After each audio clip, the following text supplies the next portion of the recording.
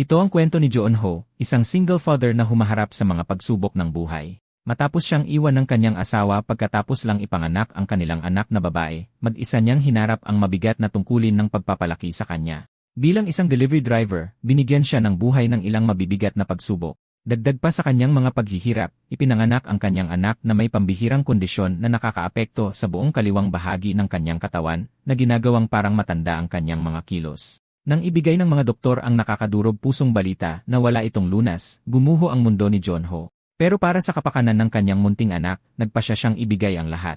Walang kapaguran siyang nagtatrabaho, madalas ay hindi natutulog, at bawat sentimong kinikita niya ay napupunta sa mga bayarin sa ospital para lang manatili siyang buhay. Nagtatrabaho si Joon-ho ng higit sa 16 na oras sa isang araw, at sa kabila nito, nagagawa pa rin niyang alagaan ang kanyang anak. Sa umaga, nagde-deliver siya ng mga package habang tulog ito, at sa gabi, isinasama niya ito sa kanyang truck. Ang walang tigil na routine na ito ay lubos na nagpagod sa kanya. Minsan ay umiiyak ang kanyang anak sa buong gabi, at pakiramdam ni Joon-ho ay wala siyang magawa. Naging maputla siya at pagod, dala-dala siya kahit saan, habang patuloy na lumalala ang kanyang kondisyon. Isang araw, habang patapos na siya sa trabaho, hindi mapakali si Joon-ho, balisang tinitingnan ang kanyang relo, habang bumababa ang elevator. Kahit nasubukan siyang kausapin ng kanyang mga kasamahan, hindi niya sila pinapansin, nagmamadaling lumabas ng pinto at tumatakbo papunta sa kanyang truck.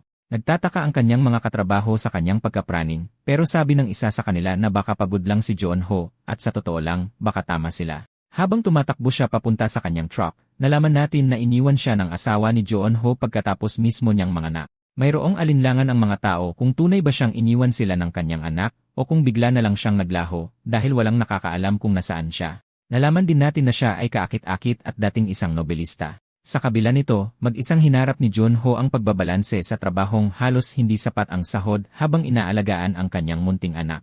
Sa sandaling iyon, dali-dali niyang isinugod ang kanyang sanggol sa ospital. Desperadong nagtanong si Joon-ho tungkol sa mga opsyon sa paggamot, ngunit gumuho ang kanyang mundo nang sabihin ng doktor na wala itong lunas. Hirap na tanggapin ang nakakawasak na balita, tinitigan niya ang mga mata ng kanyang anak habang inaabot siya nito na may inosenteng paglalaro. Ito ang nagtutulak kay Joon-ho na magtrabaho ng walang kapaguran hanggang sa sukdulan, isinakripisyo ang tulog, at gumagastos ng daan-daang dolyar bawat buwan para lang sa mga bayarin sa ospital upang mapanatiling estable ang kanyang anak. Bawat sentimong kinikita niya ay diretsyo sa mga gastusing iyon. Ang ating bida ay halos pinagsasabay ang pagiging ama at ang trabaho. Sa umaga, nagde-deliver siya ng mga package, at sa gabi, isinasama niya ang kanyang anak sa bayahe sa kanyang truck. Napakabigat nito na kahit ang ilan sa kanyang mga kasamahan ay umamin na kung sila ang nasa kanyang kalagayan, baka naisip na nilang tapusin na lang ang lahat. Isang gabi matapos ang mahabang araw, sa wakas ay nakauwi si Joon-ho, pagod na pagod. Sakto namang makakaidlip na sana siya ng ilang sandali, nagising ang kanyang anak. Umabot na sa sukdulan ng stress, at sa isang sandali ng pagkabigo, nawalan siya ng kontrol at sinigawan ang kawawang bata, sinasabing mas magiging madali ang buhay kung wala ito. Kahit hindi niya sinasadya, mabigat ang mga salitang iyon, na nag-iwan sa kanyang anak na dilat ang mga mata at luhaan, na para bang naiintindihan niya ang bigat ng kanyang sinabi. Nang mapagtanto ang epekto ng kanyang mga salita, agad humingi ng tawad si Joon-ho, na may mabigat na pagsisisi sa kanyang puso. Pero hindi doon nagtatapos ang kanyang mga paghihirap. Hinaharap din ni Joon-ho ang diagnosis ng stomach cancer, na parang huling dagok sa kanya. Ito ang sandaling gumuho ang lahat para sa kanya. Nagsimula siyang mag-isip kung saan nagkamali ang lahat. Iniisip kung nagsimula ba ito noong kasama pa niya ang kanyang asawa. Ipinanganak ang kanilang anak na may mga problema sa kalusugan, at hindi nagtagal ay naglaho ang kanyang asawa ng walang bakas. Ginugol niya ang hindi mabilang na mga araw sa ilalim ng malakas na ulan, namimigay ng flyers sa desperadong paghahanap sa kanya. Ang biglaang pagkawala ay nag-iwan sa kanya ng pagkalito, at sa huli ay nawalan siya ng lahat ng pag-asa. Doon siya nakatayo, basang-basa sa ulan, karga ang kanyang munting anak habang umuubo at umiiyak, inaabot siya. Sa wakas ay nasaksihan natin si Joon-ho sa bingit ng paggawa ng isang bagay na hindi maisip. Nakatayo siya sa gilid ng isang gusali, na tila handa ng tapusin ang lahat. Pero bago pa niya gawin ang marahas na hakbang na yon, bumalik siya sa katinuan, narinig ang kanyang munting anak na tumatawag sa kanya. Nahihirapan siyang huminga, halatang may lagnat, at inaabot ang kamay ng kanyang ama, na para bang humihingi ng tulong. Sa sandaling iyon, napagtanto ni Joon-ho ang bigat ng kanyang gagawin sana. Niyakap niya ito ng mahigpit, humihingi ng paumanhin sa pagkatakot sa kanya. Dumadaloy ang luha sa kanyang mukha habang bumabagsak sa kanya ang bigat ng kanyang muntik ng desisyon, at sa wakas nalaman natin ang pangalan ng kanyang munting anak nang tawagin niya itong Yaong. Pagkatapos ng ilang sandali, nagpasya siyang dalhin ito sa loob upang protektahan sa ulan at lamig. Pero kung kailan akala mo hindi nalalala pa ang mga bagay, isang kidlat ang tumama sa malapit, na naging dahilan para mawala ng balanse si Junho. Habang nakatayo siya sa gilid ng isang mataas na gusali, pareho silang nahulog. Habang nahuhulog sila, desperadong inaabot siya ni Junho, tinatawag ang kanyang pangalan, ngunit parang walang makakapagligtas sa kanila. Bigla, bumagsak siya sa isang kakaibang dimensyon, patuloy na bumabagsak habang may mga halimaw na anyo sa itaas niya. Inabot ni Junho ang kanyang munting anak sa huling pagkakataon, ngunit walang nangyari. Bago pa niya malaman, lumulutang na siya sa isang madilim na kawalan.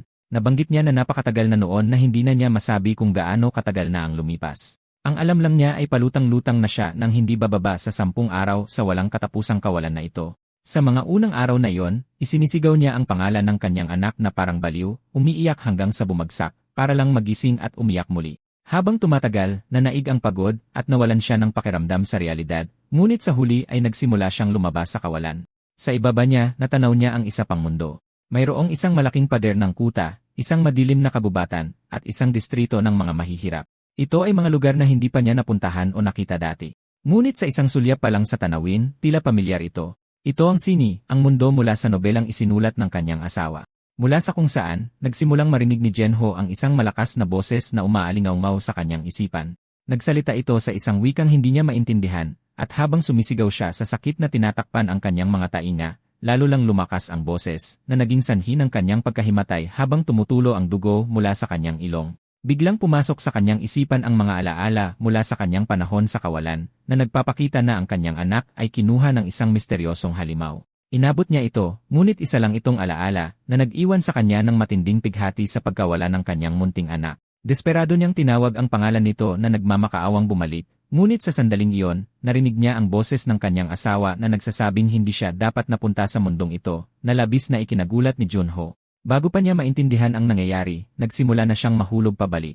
Habang bumabagsak, napagtanto ni Junho na kung ito talaga ang mundo mula sa nobela ng kanyang asawa, para na rin siyang nahulog sa impyerno, dahil ang lugar na ito ay puno ng mga nakakatakot na halimaw, na nagpapaisip sa akin kung anong klaseng inspirasyon ang mayroon ang kanyang asawa nang isulat ang ganitong kwento. Samantala, sa lungsod ng kuta ng mundong ito, isang grupo ng mga mandirigma ang nasa gitna ng isang matinding labanan laban sa isang kawan ng mga halimaw.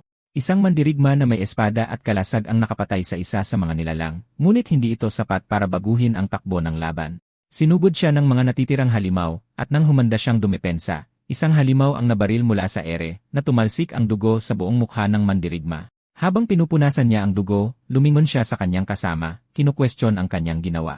Doon natin nakita ang may sala, isang maputlang babae na may mahabang tainang parang sa duwende. Yep, siguradong isa siyang duwende. Sinabi ng duwende sa mandirigma, na tinawag niyang Garf, na ang pagkakaroon niya sa tabi nito ay nagbibigay sa kanya ng lakas sa mga sandaling tulad nito. Pero pagkatapos ay kaswal niyang sinabi na siya na ang bahala sa natitirang mga halimaw na ikinainis ni Garf. Tumutol siya, tinatanong kung sa tingin niya ba ay posible yon. Sakto namang may nakakuha ng kanilang pansin. Lumingon sila at nakita ang isang malaking asul na liwanag na bumabagsak mula sa kalangitan. Habang nakatingin sila sa itaas, nabalot sila ng pagkalito. Pero bumilis ang liwanag at bumagsak sa lupa, na nagdulot ng malaking pagsabog na pumilit kina Garf at sa duwende na takpan ang kanilang mga mukha. Lumalabas na si Junho ang nasa loob ng asul na liwanag na iyon, at napakalakas ng pagbagsak niya sa lupa na tumagos siya sa bubong ng isang kalapit na bahay. Nakatayo doon ang duwende na tulala nang makita ang isang taong lumabas mula sa mga guho, ngunit walang oras para mamangha. Sunod-sunod na sumusugod sa kanila ang mga halimaw. Sa hindi paniniwala ng duwende, lahat ng mga nilalang ay diretsyo papunta kay Joon na gulat din, sumisigaw at tinatakpan ang kanyang mukha. Humarap si Garf, iwinasiwas ang kanyang espada at nagpatalsik ng ilang halimaw sa isang hampas lang. Nagsimula siyang magmura kay Joon, inaakalang isa siyang uri ng opisyal ng gobyerno at sinabihang umalis doon. Samantala, agad na nakilala ni Junho si Garf. Isa siya sa mga pangunahing tauhan sa nobela ng kanyang asawa. Sa kanyang tipikal na walang alam na paraan, tinanong ni Junho si Garf kung nasaan ang kanyang master na si Lucy, at bakit siya nag-iisa, na ikinagulat ni Garf. Ito ay personal na impormasyon na hindi niya inaasahang malalaman ng sinuman. Sakto namang na-distract siya, isang halimaw ang lumundag sa kanya, ngunit nagawa niyang harangin ito gamit ang kanyang kalasag sa tamang oras, at walang kahirap-hirap na pinatay ito sa isang pataas na hiwa. Mabilis na bumalik si Garf kay Junho, hinihingi na malaman kung paano niya nalaman ang tungkol sa kanyang master. Ngunit pagkatapos ay narinig ni Junho ang isang batang babae na umiiyak. Lumingon siya at nakita na isa lang itong bata sa malapit kasama ang kanyang ina. Nang makita ang takot sa mga mata ng ina habang yakap ang kanyang anak at humihingi ng tulong, hindi maiwasan ni Garth na makaramdam ng pagkabigla. Sa isang buntong hininga ng determinasyon, tinanggal niya ang kanyang baluti at sumigaw sa mga halimaw na sugurin siya, nanunumpa na isa-isahin silang patayin. Ang kanyang mga kamay ay nagbago at naging mga kuko, handa para sa laban. Habang pinapanood ni Junho ang nangyayari, hindi niya maalis ang pakiramdam na ang eksenang ito ay tila pamilyar. Sumugod ang mga halimaw kay Garth, na nagsimulang manuntok habang si Junho ay sinusubukan pa ring intindihin ang lahat. Sa gitna ng kaguluhan, nakikita niya ang mga sibilyan na umiiyak at nagpapanik, at naririnig si Lucy na tumatawag kay Garth, tinatanong kung nandyan pa ba siya. Binalaan ni Garth si Lucy na lumayo, natatakot na mapalibutan sila. Sumagot si Lucy na susubukan niyang akitin ang ilan sa mga halimaw palayo sa kanya, at doon napagtanto ni Junho. Iyon mismo ang mga salitang binitawan ni Lucy sa nobela bago siya namatay sa mga braso ni Garth. Napagtanto niyang ito ang prologo ng kwento. Determinado na hindi hayaang maulit ang kasaysayan, hinubad ni Junho ang kanyang damit na nag-iwan kay Garth na nagtataka kung ano ang kanyang binabalak. Idineklara ni Junho na kailangan niyang hanapin ang kanyang anak at iligtas ang master ni Garth sa proseso. At bigyan natin ng sandali para pahalagahan ang ating bida, si Junho, na may dad bod sa halip na isang hindi makatotohanang six-pack. Sa wakas, isang kwentong makakarelate tayo pero huwag kayong magkakamali. Ang ating bida ay malapit ng magpakitang gilas. CJ, tuloy natin. Nag-flashback tayo sa isang sandali kung saan si Junho ay abala sa pagbabasa ng nobelang isinusulat ng kanyang asawa. Hindi niya mapigilang maiyak sa kung gaano katrahedya at kaawa-awa ang karakter ni Garth. Ang paglalakbay ni Garth ay medyo simple lang. Naging isang monster hunter siya at sa wakas ay nakahanap ng mentor na maaasahan niya para lang mamatay ang mentor na iyon sa simula pa lang ng kwento. Napakadurog puso talaga pero umiti lang ang asawa ni Junho, sinasabing hindi niya mababago ang plot dahil serialized na ang nobela at nailabas na. Nagpapatuloy pa ang kwento ng misteryosong naglaho ang kanyang asawa. Ngayon, balik tayo sa aksyon. Tumatakbo si Lucy, gamit ang isang nakakakilabot na pito para akitin ang lahat ng halimaw palayo kay Garth. Nabanggit niya na binili niya ang pito para lang kung sakali, at ngayon ay masaya siya na ginawa niya yon. Pero paglingon niya, may naramdaman siyang mali. Lahat ng mga halimaw ay nakaluhod, na para bang yumuyuko sa isang pinakamataas na pinuno. Tumama ito ng malakas kay Lucy, at ang realisasyon ay napakatindi na hindi niya mapigilang mapangiti. Samantala, sinasabayan ni Garth si Junho habang tumatakbo ito papunta sa kanilang destinasyon. Hindi maiwasan ni Garth na isipin kung paano niya sinusundan ang ating bida nang walang pag-aalinlangan. Kinuwestiyon niya kung tunay ba siyang mapagkakatiwalaan. At least mukhang hindi naman isa sa mga bilanggo ang taong ito. At dahil alam niya ang pangalan ni Garth at ng kanyang mga amo, nagpa siya si Garth na manatili muna sa tabi niya. Pero nagtanda siya sa isip niya. Kung may gagawing kalokohan ang ating bida o kung may maramdamang mali, hindi siya mag-aatubiling patayin ito. Hindi nagtagal, nakarating sila sa lugar kung nasaan si Lucy, at walang pag-aalinlangan, sinabihan ni Lucy si Garth na umalis doon. Si Garth, na sinusubukan pa ring intindihin ang sitwasyon, ay nalilito sa ibig sabihin ni Lucy. Sakto namang ipinagpalakpakan ng isang dambuhalang halimaw ang mga kamay nito, at isang nakakatakot ngunit kahanga-hangang nilalang ang lumitaw sa itaas ni Lucy. Ang demonyong ito ay may masamang postura ng kamay, halos parang isang baluktot na bersyon ng mga infected mula sa The Last of Us. Na parang hudyat, nagsimulang magbilang ang halimaw, at sa unang numero pa lang, lahat ng maglakas loob na tumingin dito ay nagsimulang duguin mula sa bawat butas ng katawan. Samantala, sa wakas ay nakarating si Junho sa lugar, hinihingal at pagod mula sa kanyang pagtakbo. Natatakot siyang baka huli na siya, at sa sandaling iyon, tumama sa kanya ang malupit na katotohanan. Huli na talaga siya para iligtas ang lahat. Nang umabot sa 2 ang bilang ng halimaw, nagsimulang lumabas ang mga kakaibang lilang ugat o kamay mula sa katawan ng mga nakatingin dito, kabilang si Lucia, na bumagsak na. Dali-daling lumapit si Garth sa kanya, napansin na mukhang mas maayos ang kalagayan ni Lucia kaysa sa iba. Ang mga lilang ugat ay karamihang tumutubo mula sa kanyang katawan, hindi sa kanyang ulo o bibig tulad ng iba. Tumama ang realisasyong ito ng malakas kay Junho. Nangyayari ang lahat tulad ng sa nobela. Desperadong sinusubukan ni Garth na iligtas si Lucia, sumisigaw na kumapit lang siya, ngunit sobrang sakit ang nararamdaman niya na hindi siya makapagsalita. Ang tanging naiisip niya ay kung gaano siya natatakot mamatay at kung paano niya pinagsisisihan na dinala si Garth sa nakakatakot na lugar na ito. Inabot niya ang kanyang kamay na nag-aalok ng paumanhin, ngunit habang tumitindi ang eksena, naghahanda ang mapanganib na halimaw para sa isang huling bilang at palakpak. Ang nilalang na ito ay purong kasamaan. Tingnan mo lang ang masamang ngisi na yan. Habang nagbibilang ito hanggang 3 at pumapalakpak, sumugod si Junho kay Lucy, mabilis na tinakpan ang kanyang mga mata ng tela. Sa isang nakakagulat na pangyayari, lahat ng nasa paligid nila ay naging halaman, agad na namatay, habang mga nakakadiring bulaklak ang tumubo mula sa kanilang mga katawan. Nakatayo si Garf na tulala, napagtanto na si Lucy lang ang tanging hindi nagbago. Binalaan ng ating maskuladong dad bod hero si Garf na huwag kailanman makipagtitigan sa nilalang na yon. Ipinaliwanag niya na may kondisyon ang kapangyarihan ng halimaw. Kung may tumingin sa mata nito at pumalakpak ito ng 3 beses, tapos na sila. Si Jeonho, determinadong hanapin ang kanyang anak, ay ikinuyom ang kanyang mga kamao at hinarap ang halimaw. Naalala niyang nakita na niya dati ang malahalimaw na kamay na iyon din ang dumakma sa kanyang munting anak. Matapang niyang tinanong kung nasa halimaw ang kanyang anak at sumagot ang nilalang ng pinakabaluktot ng ngiti na nakita niya.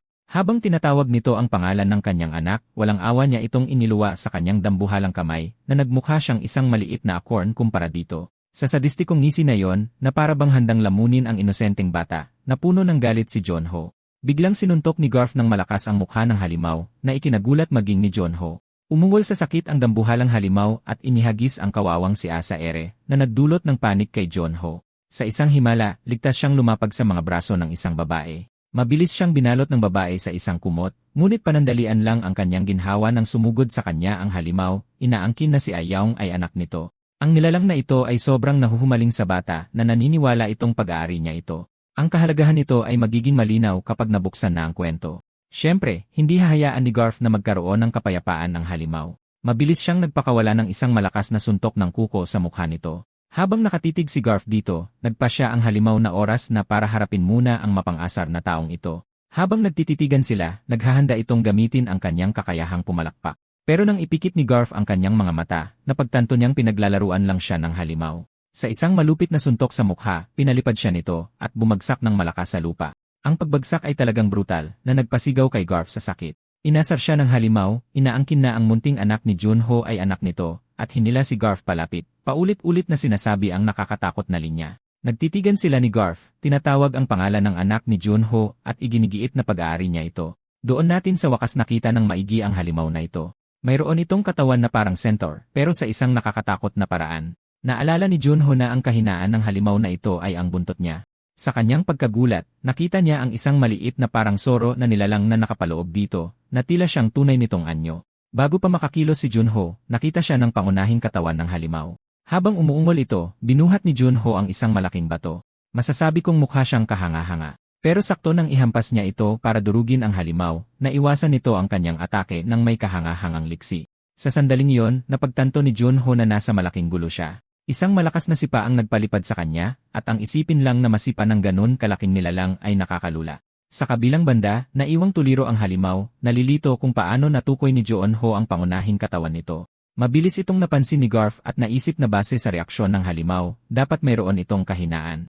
Bilang kalahating halimaw, may mga seryosong kakayahan si Garf. Nakalaya siya sa hawak ng halimaw at nagpakawala ng isang nakakagulat na tuhod sa panga nito. Pero sa halip na ang inaasahang resulta, lalo lang nitong pinagalab ang galit ng halimaw.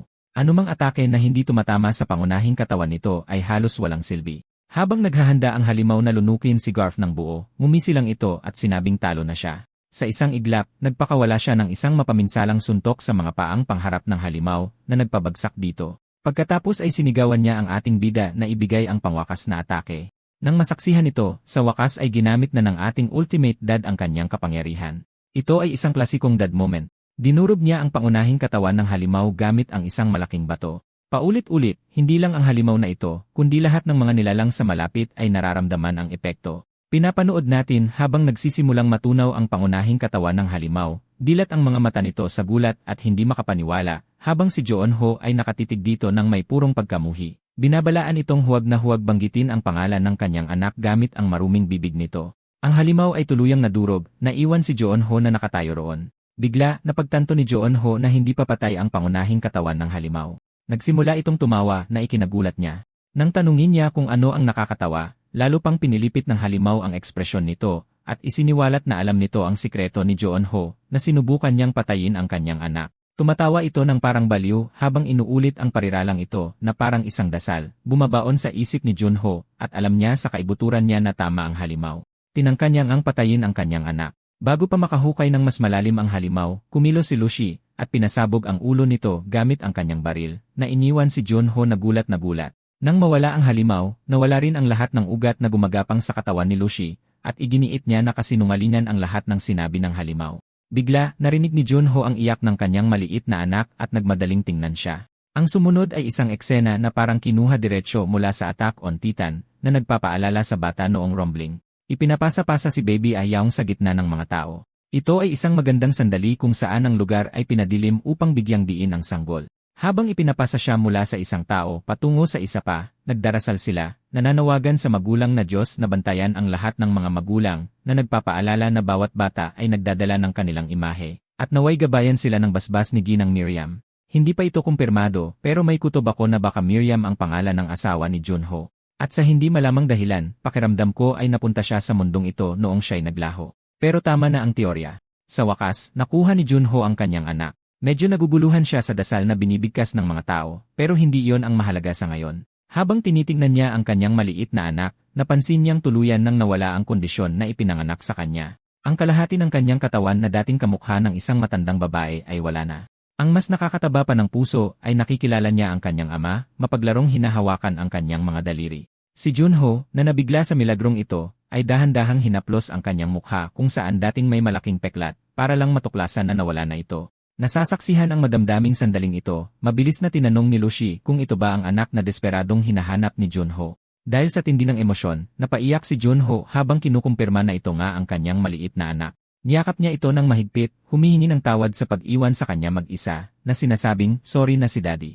Si Lucy at Garth, na maayos na ngayon ang pakiramdam, ay hindi mapigilang panoorin habang patuloy na umiiyak si Junho, pinasasalamatan ang mga Diyos o kung anumang mas mataas na kapangyarihan ang nagpagaling sa kanyang anak. Iniisip pa niya kung baka gumaling na rin ang sarili niyang cancer. Bago pa man siya makapagpasalamat kina Garth at Loche, bigla siyang bumagsak, na lubos na naintindihan dahil sa tindi ng adrenaline rush na kanyang dinaranas. Nagkatinginan sina Loche at Garth ng walang imik, ngunit sa huli ay nagpasya silang isama si Junho pabalik.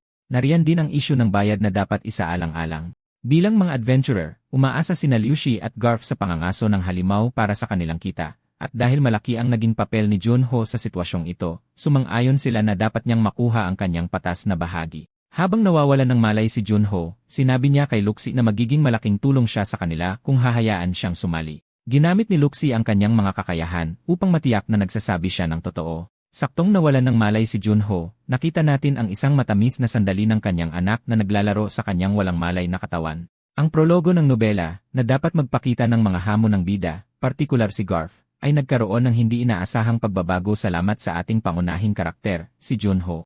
Binago ng twist na ito ang takbo ng kwento, na nag-iwan sa kanya na hindi sigurado sa kung ano ang naghihintay sa hinaharap. Sa isang sirasirang lungsod kung saan malinaw na hinihiwalay ng isang ilog ang mayayaman sa mahihirap, nalaman natin na ilang linggo nang nabubuhay si Junho sa bagong mundong ito. Sa panahong iyon, nagawa niyang magbukas ng isang restaurant, o mas tamang sabihing isang pub. Ngunit naging napakasikat nito kaya't madalas itong puno ng mga mangangaso ng halimaw na nilalasap ang kanyang masasarap na putahe. Nagtatrabaho si Garth bilang kanyang waiter, at nakita natin siyang sumisigaw kay Junho na bilisan ang paghahanda ng pagkain dahil naiinip na ang mga customer. Si Junho, na mukha ng bihasang chef ngayon, ay abala sa trabaho sa kusina. Nagbabalik tanaw siya sa araw na nagising siya, at nakitang inaabot sa kanya ni Lucy ang kanyang gantimpala sa pagpatay sa halimaw at pagligtas sa kanyang buhay. Natuklasan natin na si Lucy pala ay isang salamangkero na nagbigay sa kanya ng kaunting dagdag na kita. Sa panahong ito, matapang na nag-alok si Junho ng isang ideya sa negosyo sa kanila. Ang kanyang konsepto ay simple lang.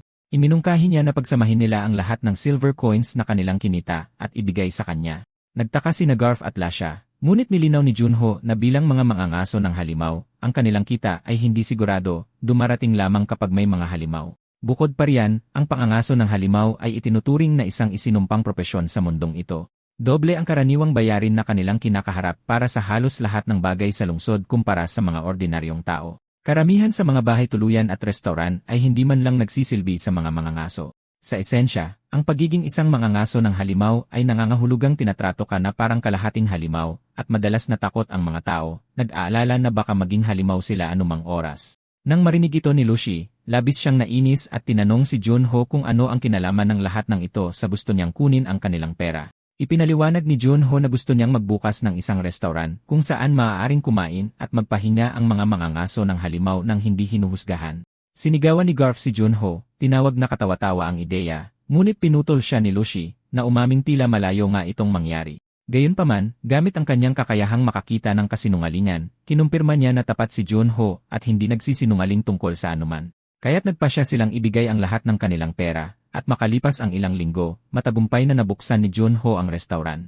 Ang pangunahing putahe ng restaurant ay ramen at talagang nagustuhan ito ng mga lokal. Patuloy nilang tinatanong si Junho kung saan siya natutong magluto ng napakagaling na ikinagulat niya. Inisip pa niya kung akala ba ng mga tao ay isa siyang chef mula sa isang marangal na pamilya sa kanlurang rehiyon. Siyempre, hindi niya masabi sa kanila na ang kanyang recipe ng ramen ay isang basta-basta lang na nakuha niya mula sa YouTube, na parang YouTube na rin ng mundong ito. Sa anumang kaso, sa wakas ay pumasok ng padapadapa si Lucy, na mukhang lasing na pinakamalala dahil dapat ay binabantayan niya si Munting Ayaong habang abala ang ating bida sa kusina. Binigyan siya ni Junho ng isang mahigpit na babala na nagpapaalala sa kanya na ang pag-inom habang nag-aalaga ng bata ay talagang hindi katanggap-tanggap, lalo na't binabayaran niya talaga ito para alagaan ang maliit na bata. Binanggit pa niya na ngayong buwan lang, ang kaibig-ibig na elf na ito ay nakainom na ng 2 buong bariles ng alak na nagpataas ng presyo ng beer. Si Lucy, sa kanyang kalasingan, ay tumango lang at sinabing naintindihan niya.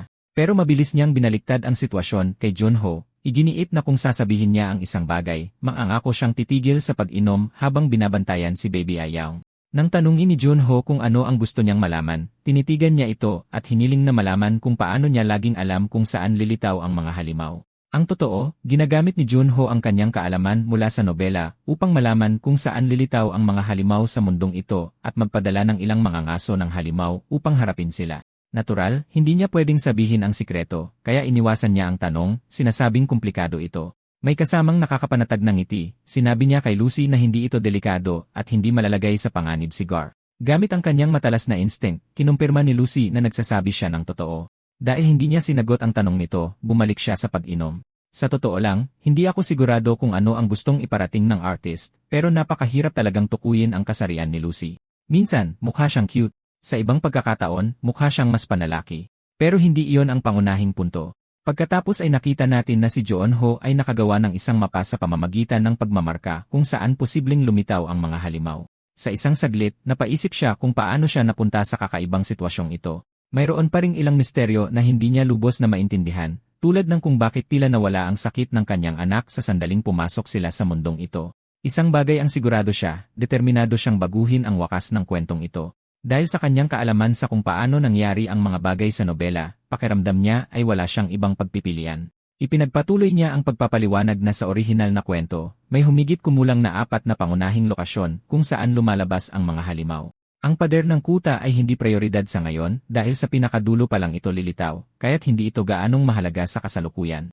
Pagkatapos ay nariyan ang madilim na gubat, ang lugar ng isang malaking digmaan laban sa mga halimaw na sumiklab bago pa man maitayo ang pader. Binanggit niya na may ilang tao pa ring nakatira sa lugar na iyon, ngunit puno ito ng mga halimaw at kakaibang pangyayari. Mayroong ilang mga multo o kalansay na nilalang na nagtatago, ngunit sa kabutihang palad, hindi sila napakarami. Naisip ni Junho na ang kanyang pinakamalaking alalahanin ay nasa mga squatter at sa mga kapitbahayan ng mga nasa gitnang uri. Kahit na ang mga lugar na ito ay nasa loob ng pader, madalas na lumilitaw doon ang mga halimaw ng may nakababahalang dalas. Kung gusto niyang pigilan ang pagsalakay ng mga halimaw at magtipon ng ilang may kakayahang mga ngaso ng halimaw, ang kanyang restaurant ang perpektong lugar para doon. Sa esensya, ang nobela kung saan nakabatay ang mundong ito ay kahawig ng Berserk mga. At kung nabasa mo ang mga o napanood ang anime, alam mong walang pinipili ang mga kwentong iyon kahit na ang pangunahing karakter. Kaya para protektahan ang kanyang munting anak, ginagawa ni Junho ang lahat ng kanyang makakaya upang ayusin ang mga bagay. Sa kabutihang palad para sa kanya, salamat sa kakayahan ni Lucia na makaamoy ng kasinungalingan, nakuha nila ang tiwala ng mga tao, na sa totoo lang ay nakakatuwa dahil lahat ay naniniwala ng buong puso kay Lucia. Kung sinabi niyang hindi nagsisinungaling ang ating bida, kahit na nagsisinungaling ito, lahat ay maniniwala sa kanyang salita. Iyon mismo ang nangyari, at ngayon si Junho ay tinitingnan bilang isang kakaibang taong may malawak na kaalaman tungkol sa mga halimaw, ngunit walang anumang banta. Sa paglipas ng panahon, nagsimula siyang magbahagi ng mga piraso ng impormasyon tungkol sa mga halimaw at mahahalagang kaganapan mula sa orihinal na kwento. At sila, si Garf, at si Lucy ay bumuo ng isang uri ng guild. Ang mga mangangaso ng halimaw ay dadaan sa kanyang restaurant para kumain, at magbibigay siya ng mahalagang impormasyon tungkol sa mga nilalang. Bukod pa rito, sa kanyang kadalubhasaan, kumita ng malaki sina Garf at Lucy, na ibinalik nila sa restaurant, na nagparamdam sa kanila na parang isang malaking masayang pamilya. Itinuro ni Junho na ang tunay na issue ay nasa katapusan, na nagsasabing lahat ay masisira. Upang palalain ang mga bagay, ang katapusang ito ay nakatakdang mangyari eksaktong 2 taon mula ngayon. Hindi talaga ipinaliwanag ng nobela kung bakit, ngunit sinasabi nito na sa loob lamang ng 2 taon, lahat ay guguho na. Determinado si Joon-ho na baguhin yon, lalo na't kagagaling lang ng pakiramdam ng kanyang munting anak. Hindi niya hahayaang mangyari ang katapusang iyon. Samantala, pabalik sa restoran, sumigaw si Garf para sa kanya na nagsasabing mayroon silang sitwasyon. 6 na bagong customer ang dumating, bawat isa ay nag-order ng iba't ibang bagay. Natural, walang narinig si Joon-ho sa lahat ng ito. Malalim pa rin ang kanyang iniisip, sinusubukang alamin kung paano pigilan ang pagguho ng mundo. Samantala, mahimbing na natutulog si Munting Ayaong habang ang kanyang ama ay nagpapanik sa loob-loob na pagtatanto na umuunlad ang kanyang restauran, ngunit mayroon lamang siyang 2 taon para namnamin ang tagumpay na ito. Kabalintunaan ito kung iisipin kung gaano siya kalakas na lumaban sa totoong mundo. Sa wakas ay lumapit siya sa mga customer na kadarating lang ng kanilang order, ngunit kailangan niyang ibalita na dumating sila sa maling oras. Ang kanyang restaurant ay halos sarado na para sa araw na yon at naubusan na ng stock. Dahil dito, medyo nalungkot ang ilang mga ngaso ng halimaw. Ilan sa kanila ang nagsabi na hindi nila akalain na makikita nilang sarado ang paborito nilang lugar dahil sa kakulangan ng pagkain, habang ang iba naman ay nagsabi na gumagamit lamang ng sariwang sangkap ang lugar ni Joon-ho. Kaya naiintindihan naman. Sinabi pa nila na mas maganda pa ito kaysa sa maruming kainan sa itaas ng burol. Habang papalayo sila, hindi maiwasan ni Joon-ho na magtaka kung bakit umuunlad ang kanyang restaurant. Itinuro ng lasing na si Lucia ang halata. Ipinaliwanag niya na dahil si Joon-ho ay naghahain ng pagkain at inumin sa mga mangangaso ng halimaw na tulad nila na halos pinagbabawalan sa ibang mga kainan at hindi niya sila pinapaalis kapag nagtatagal sila. At hindi pa siya naniningil ng sobra at nag-aalok pa ng dagdag na inumin, hindi nakapagtataka na mahal nila ang kanyang lugar. Sa anumang kaso, hinila ni Garf palayo ang lasing na si Lucia. Ngunit sa paggawa niya nito, bigla siyang nagseryoso na para bang may naramdaman siyang kakaiba sa loob ng restaurant. Nang tanungin siya ni Garf kung anong problema, ipinagsawalang bahala niya ito at kumaway ng paalam kay Ayaong, bumabalik sa kanyang pagiging makulit. Pero pagkatapos, nagseryoso ulit siya, sinabi kay Joon-ho na magkikita sila sa lalong madaling panahon na nag-iwan sa kanya na nagtataka kung ano ang ibig niyang sabihin. Kumaway lang pabalik si Ayaong na napaka-cute tulad ng dati. Habang pabalik si Joon-ho sa loob, napansin niya ang isang nakakatakot na lalaki na nakatambay pa rin sa may pinto, na tila naghihintay sa kanya. Ang nakakabahalang damuho na iyon ay nakaupo lang doon na parang may masamang balak sa ating munting anak, si Ayaong. Nang sa wakas ay makita ni Joon-ho ang nakakatakot na lalaki, sinabi niya rito na sarado na ang restaurant para sa araw na iyon, ngunit sa halip na umalis, ngumisi lang ang lalaki sa nakakabahalang paraan na sinasabing alam niya. Naramdaman ni Joon-ho ang kilabot sa kanyang likod, nagtungo siya sa likuran, iniwan ang nakakatakot na lalaki na nakatayo doon na parang kalalabas lang sa isang horror movie. Tinanong ni Joon-ho kung dumating ba ang lalaki para kumain, at sumagot ang lalaki na narinig niyang sikat daw ang lugar na ito. Dahil sa pagtataka, tinanong ni Joon-ho kung ano ang ibig sabihin ng sikat at kung saan eksaktong kilala ang maliit na restaurant na ito.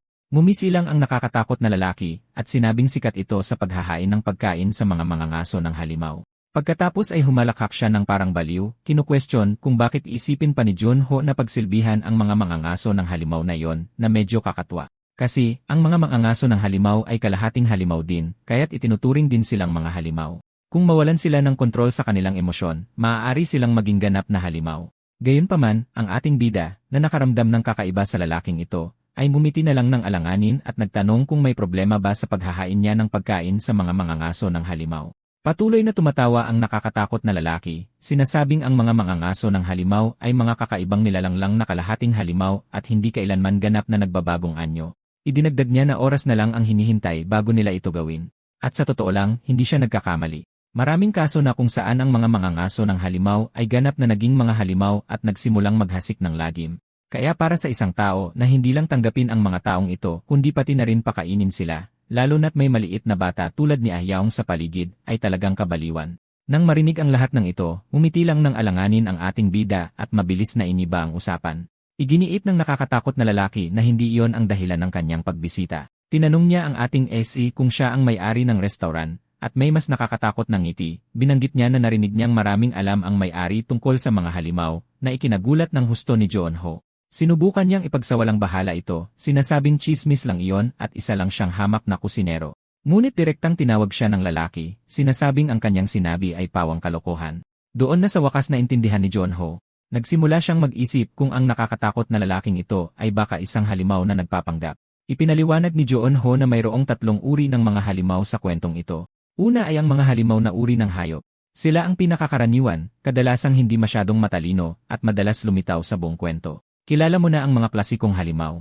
Sunod ay ang mga halimaw na uri ng spell tulad ng nakita natin sa simula. Ang mga ito ay may nakakatakot na mahika at mas matalino kaysa sa mga uri ng hayop. Ngunit sa kabutihang palad, minsan lang sila lumalabas o sa mga espesyal na sitwasyon na isang kaluwagan dahil hindi sila biro.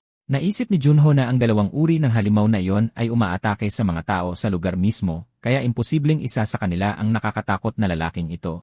Kaya't ang natitira na lang ay ang ikatlong uri at ang pinakamasama sa lahat, ang mga pinangalanang halimaw. Ito ang mga direktang o hindi direktang konektado sa pangunahing kwento, at ang pag-isip pa lang sa kanila ay nagpapapawis ng malamig kay Junho. Bago pa niya ito maproseso, nasa tabi na niya ang nakakatakot na lalaki, nagtatanong kung ano ang hinahanap niya. Sa esensya, sinusubukan ng lalaking ito na pukawin ang isang reaksyon mula sa ating NC, si Junho. Binabato niya ito ng mga salita, ngunit magalang lang itong ipinagsasawalang bahala ni Junho. Sinabi niya sa lalaki na naghahanap siya ng mga tirang sangkap para magluto ng pagkain, ngunit patuloy lang ang nakakatakot na ngiti ng lalaki, at sinabing hindi niya gusto ang pagkain ng tao. Doon na sa wakas natanggap ni Junho ang katotohanan. Ang lalaking ito ay isang tunay na halimaw at hindi man lang niya sinusubukang itago ito. Ngunit dahil naroon si Munting Ayaw, alam niyang hindi siya maaaring gumawa ng anumang padalos-dalos. Habang naghahanda siyang ibaba si Ayaw para harapin ang sitwasyon, nagkatitigan sila ng halimaw. Sa hindi malamang dahilan, may kakaibang kakayahan ang mga halimaw na ito na maramdaman ang pinakamalalim at pinakamadilim na sikreto ng isang tao. Diretsahan nitong tinanong si Sonho kung inabuso niya ang kanyang munting anak, idinagdag pa na kahit hindi niya ito sinaktan, sinubukan niya itong patayin. Nang marinig ito, sumiklab sa galit si Junho na eksakto namang inaasahan ng halimaw. Patuloy nitong inaasar siya, hinihikayat siyang magsalita at ipagtanggol ang kanyang sarili. Sumagot si Junho, sinabihan itong tumahimik na ikinatuwa ng halimaw. Sa wakas, sumasagot na si Junho. Napagtanto niyang nagkamali siya, huminga si Junho at sinita ang halimaw, itinuturo na ginagamit nito ang matamis na dila para galitin siya sa lahat ng oras. Dahil dito, tuluyang natigilan ang halimaw. Upang talagang umatake at lamunin ang isang tao, kailangan nitong itulak ang mga biktima nito sa sukdulan. Ngunit ngayon na tinawag ni Junho ang pansin nito sa isang bagay na hindi niya dapat alam, dumamba ito sa kanya. Si Junho, na inaasahan na ito, ay mabilis na isinantabi si Munting Ayaw at kumuha ng kutsilyo. Ngunit bago pa siya makasaksak, sinunggaban siya ng halimaw sa leeg at ibinagsak sa pader. Habang ibinubukan nito ang bibig, nasulyapan natin ang tunay na anyo ng halimaw, isang maliit na nakakatakot na nilalang sa loob. Tinanong nito si Junho kung paano niya nalaman ang laro nito. Sa una, inakala nitong ang may-ari ng restaurant, na iginigiit ng lahat na isang eksperto sa halimaw, ay isang lalaki lamang na inialay ang kanyang buhay sa pag-aaral ng mga nilalang na ito dahil sa pagnanais na maghiganti matapos mawala ng pamilya. Ngunit lumalabas na mayroon pang higit pa sa kwento. Ang totoong nangyayari ay talagang nabigla ang halimaw na ito. Ito ay isang nilalang na dapat ay isang beses lang lumitaw sa nobela, at napakahirap nitong hanapin, kaya walang anumang impormasyon tungkol dito. Kaya para sa isang kung sinong lalaki lang sa isang restaurant na hindi lang alam kung paano gumagana ang mga kapangyarihan nito ay medyo mapanganib. Pagkatapos ay sinabi nito kay Junho na plano niyang patayin siya at kainin ang kanyang sanggol na nagdulot ng galit kay Junho. Hinawakan niya ang kutsilyo sa kanyang kamay at sinaksak ang kamay ng halimaw ng may matinding lakas, ngunit hindi man lang ito natinag sa nilalang. Tulad ng halimaw mula sa simula, maliban kung tamaan mo ang pangunahing katawan nito, walang epekto ang iba pang mga atake. Ipinaalala ni Junho sa kanyang sarili ang kakayahan ng halimaw na ito, na sa totoo lang ay isang magandang bagay, dahil karamihan sa mga halimaw sa mundong ito ay mayroong limitasyon sa kanilang mga kapangyarihan. Sa wakas, naalala niya at nagpasya siyang baligtarin ang sitwasyon sa halimaw na ito. Nagsimula siyang asarin ito ng direkta, tinatawag itong isang parasito, na ikinagulat ng halimaw. Nagpatuloy si Junho, itinuturo na ang mga halimaw na ito ay mga parasito na gagawin ang lahat para mabuhay, na hindi naman ganap na mali dahil kailangan nila ng katawan ng tao para mabuhay. Talagang naapektuhan nito ang halimaw, at habang sumusugod ito para atakihin si Junho, isang harang ang pumigil dito.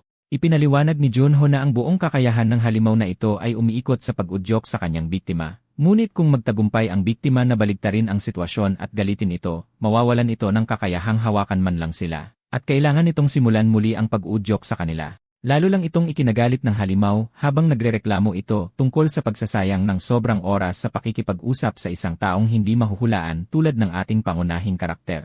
Sinubukan nitong inisin si Junho sa pamamagitan ng pagbabanta na ihahagis ang kanyang anak sa itaas, tulad ng tinangkanyang gawin sa pamamagitan ng paghahagis sa kanya mula sa isang skyscraper.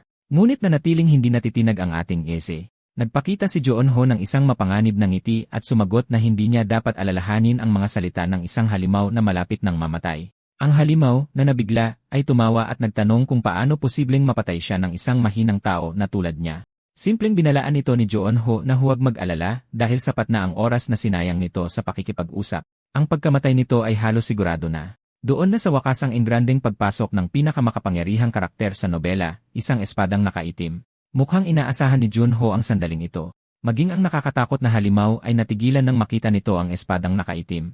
Si Joon-ho, na inaasahan na ang sandaling ito, ay sinabi lang sa espadang kung naghahanap siya ng halimaw, nasa tamang lugar talaga siya. Sa isang iglap, tumilapon ang kamay ng halimaw, hindi lang ang kamay ng taong host nito, kundi pati na ang braso ng tunay nitong anyo ay naputol sa isang mabilis na kilos. Lubos na nagulat ang halimaw habang nanatiling kalmado at mahinahon ang espadang. Dahil sa mga limitasyon ng halimaw na pumipigil sa kanya na atakihin ang sinumang nakapukaw na sa kanya, sinubukan na lang ng nilalang na inisin siya.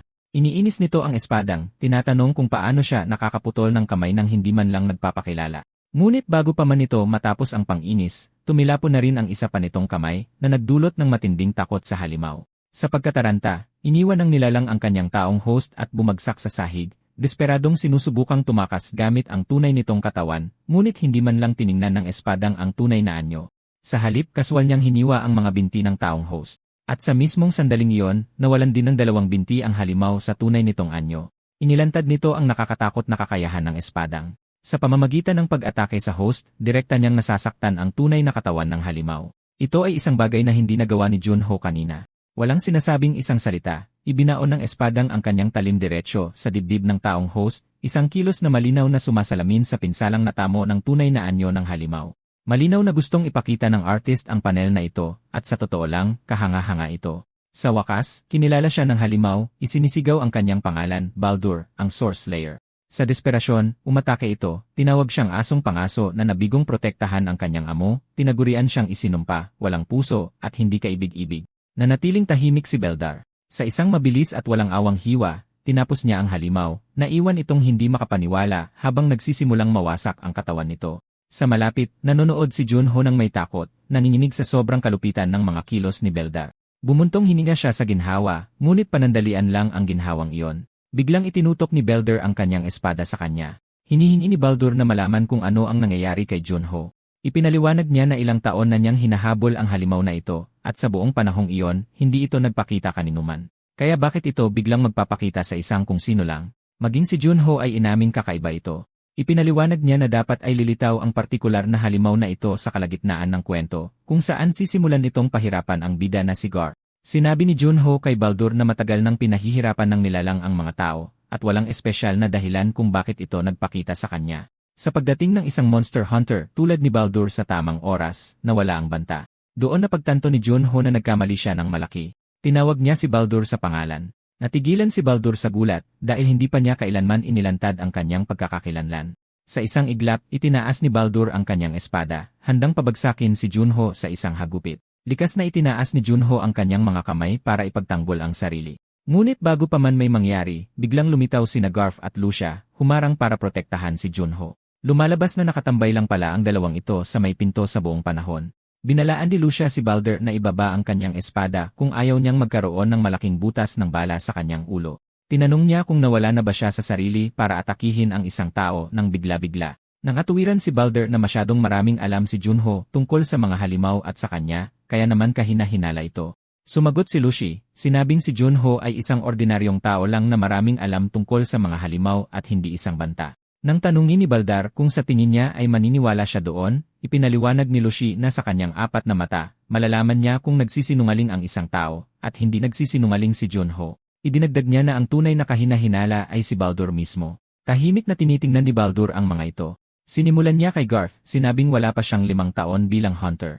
Pagkatapos ay bumaling siya kay Junho, tinawag siyang kahina-hinala dahil sa pagbubukas ng isang restaurant para lamang sa mga monster hunter. Sa wakas, tumingin siya kay Luxie, binabaliwala siya bilang isang batang matulis ang tainga na kinain pa ang sariling kapatid. Nagbibigay ito ng kaunting kaalaman tungkol sa kanyang kalikasan. Maaaring nagkamali ako kanina sa pagtawag kay Luxie na isang elf. Sa katunayan, baka hindi umiiral ang mga elf sa mundong ito, at ang kanyang matutulis na tainga ay maaaring isang katangian mula sa kanyang lahing halimaw.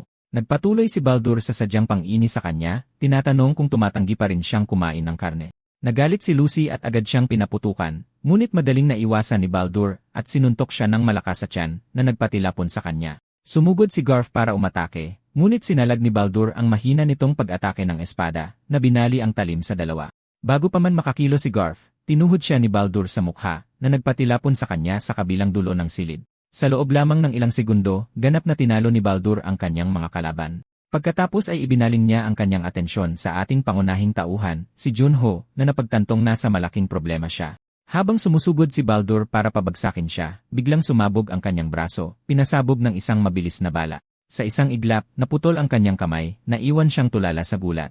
Maging si Junho ay hindi makapaniwala sa kanyang nakikita habang bumagsak sa lupa ang braso ni Baldur. Habang nakatingin sa kanyang naputol na braso, sinubukan ni Baldur na kunin ang kanyang espada gamit ang natitirang kamay, ngunit nakabawi na si Lucia at pinigilan siya. Prangka niyang tinanong kung sa tingin niya talaga ay kaya niyang kalabanin silang lahat ng mag-isa. Nag-alinlangan si Baldur habang sinusundan ng tingin ang pinanggalingan ng bala. Akmang kikilos na sana siya nang biglang umiyak si Baby Ayaw na kumuha ng atensyon ng lahat.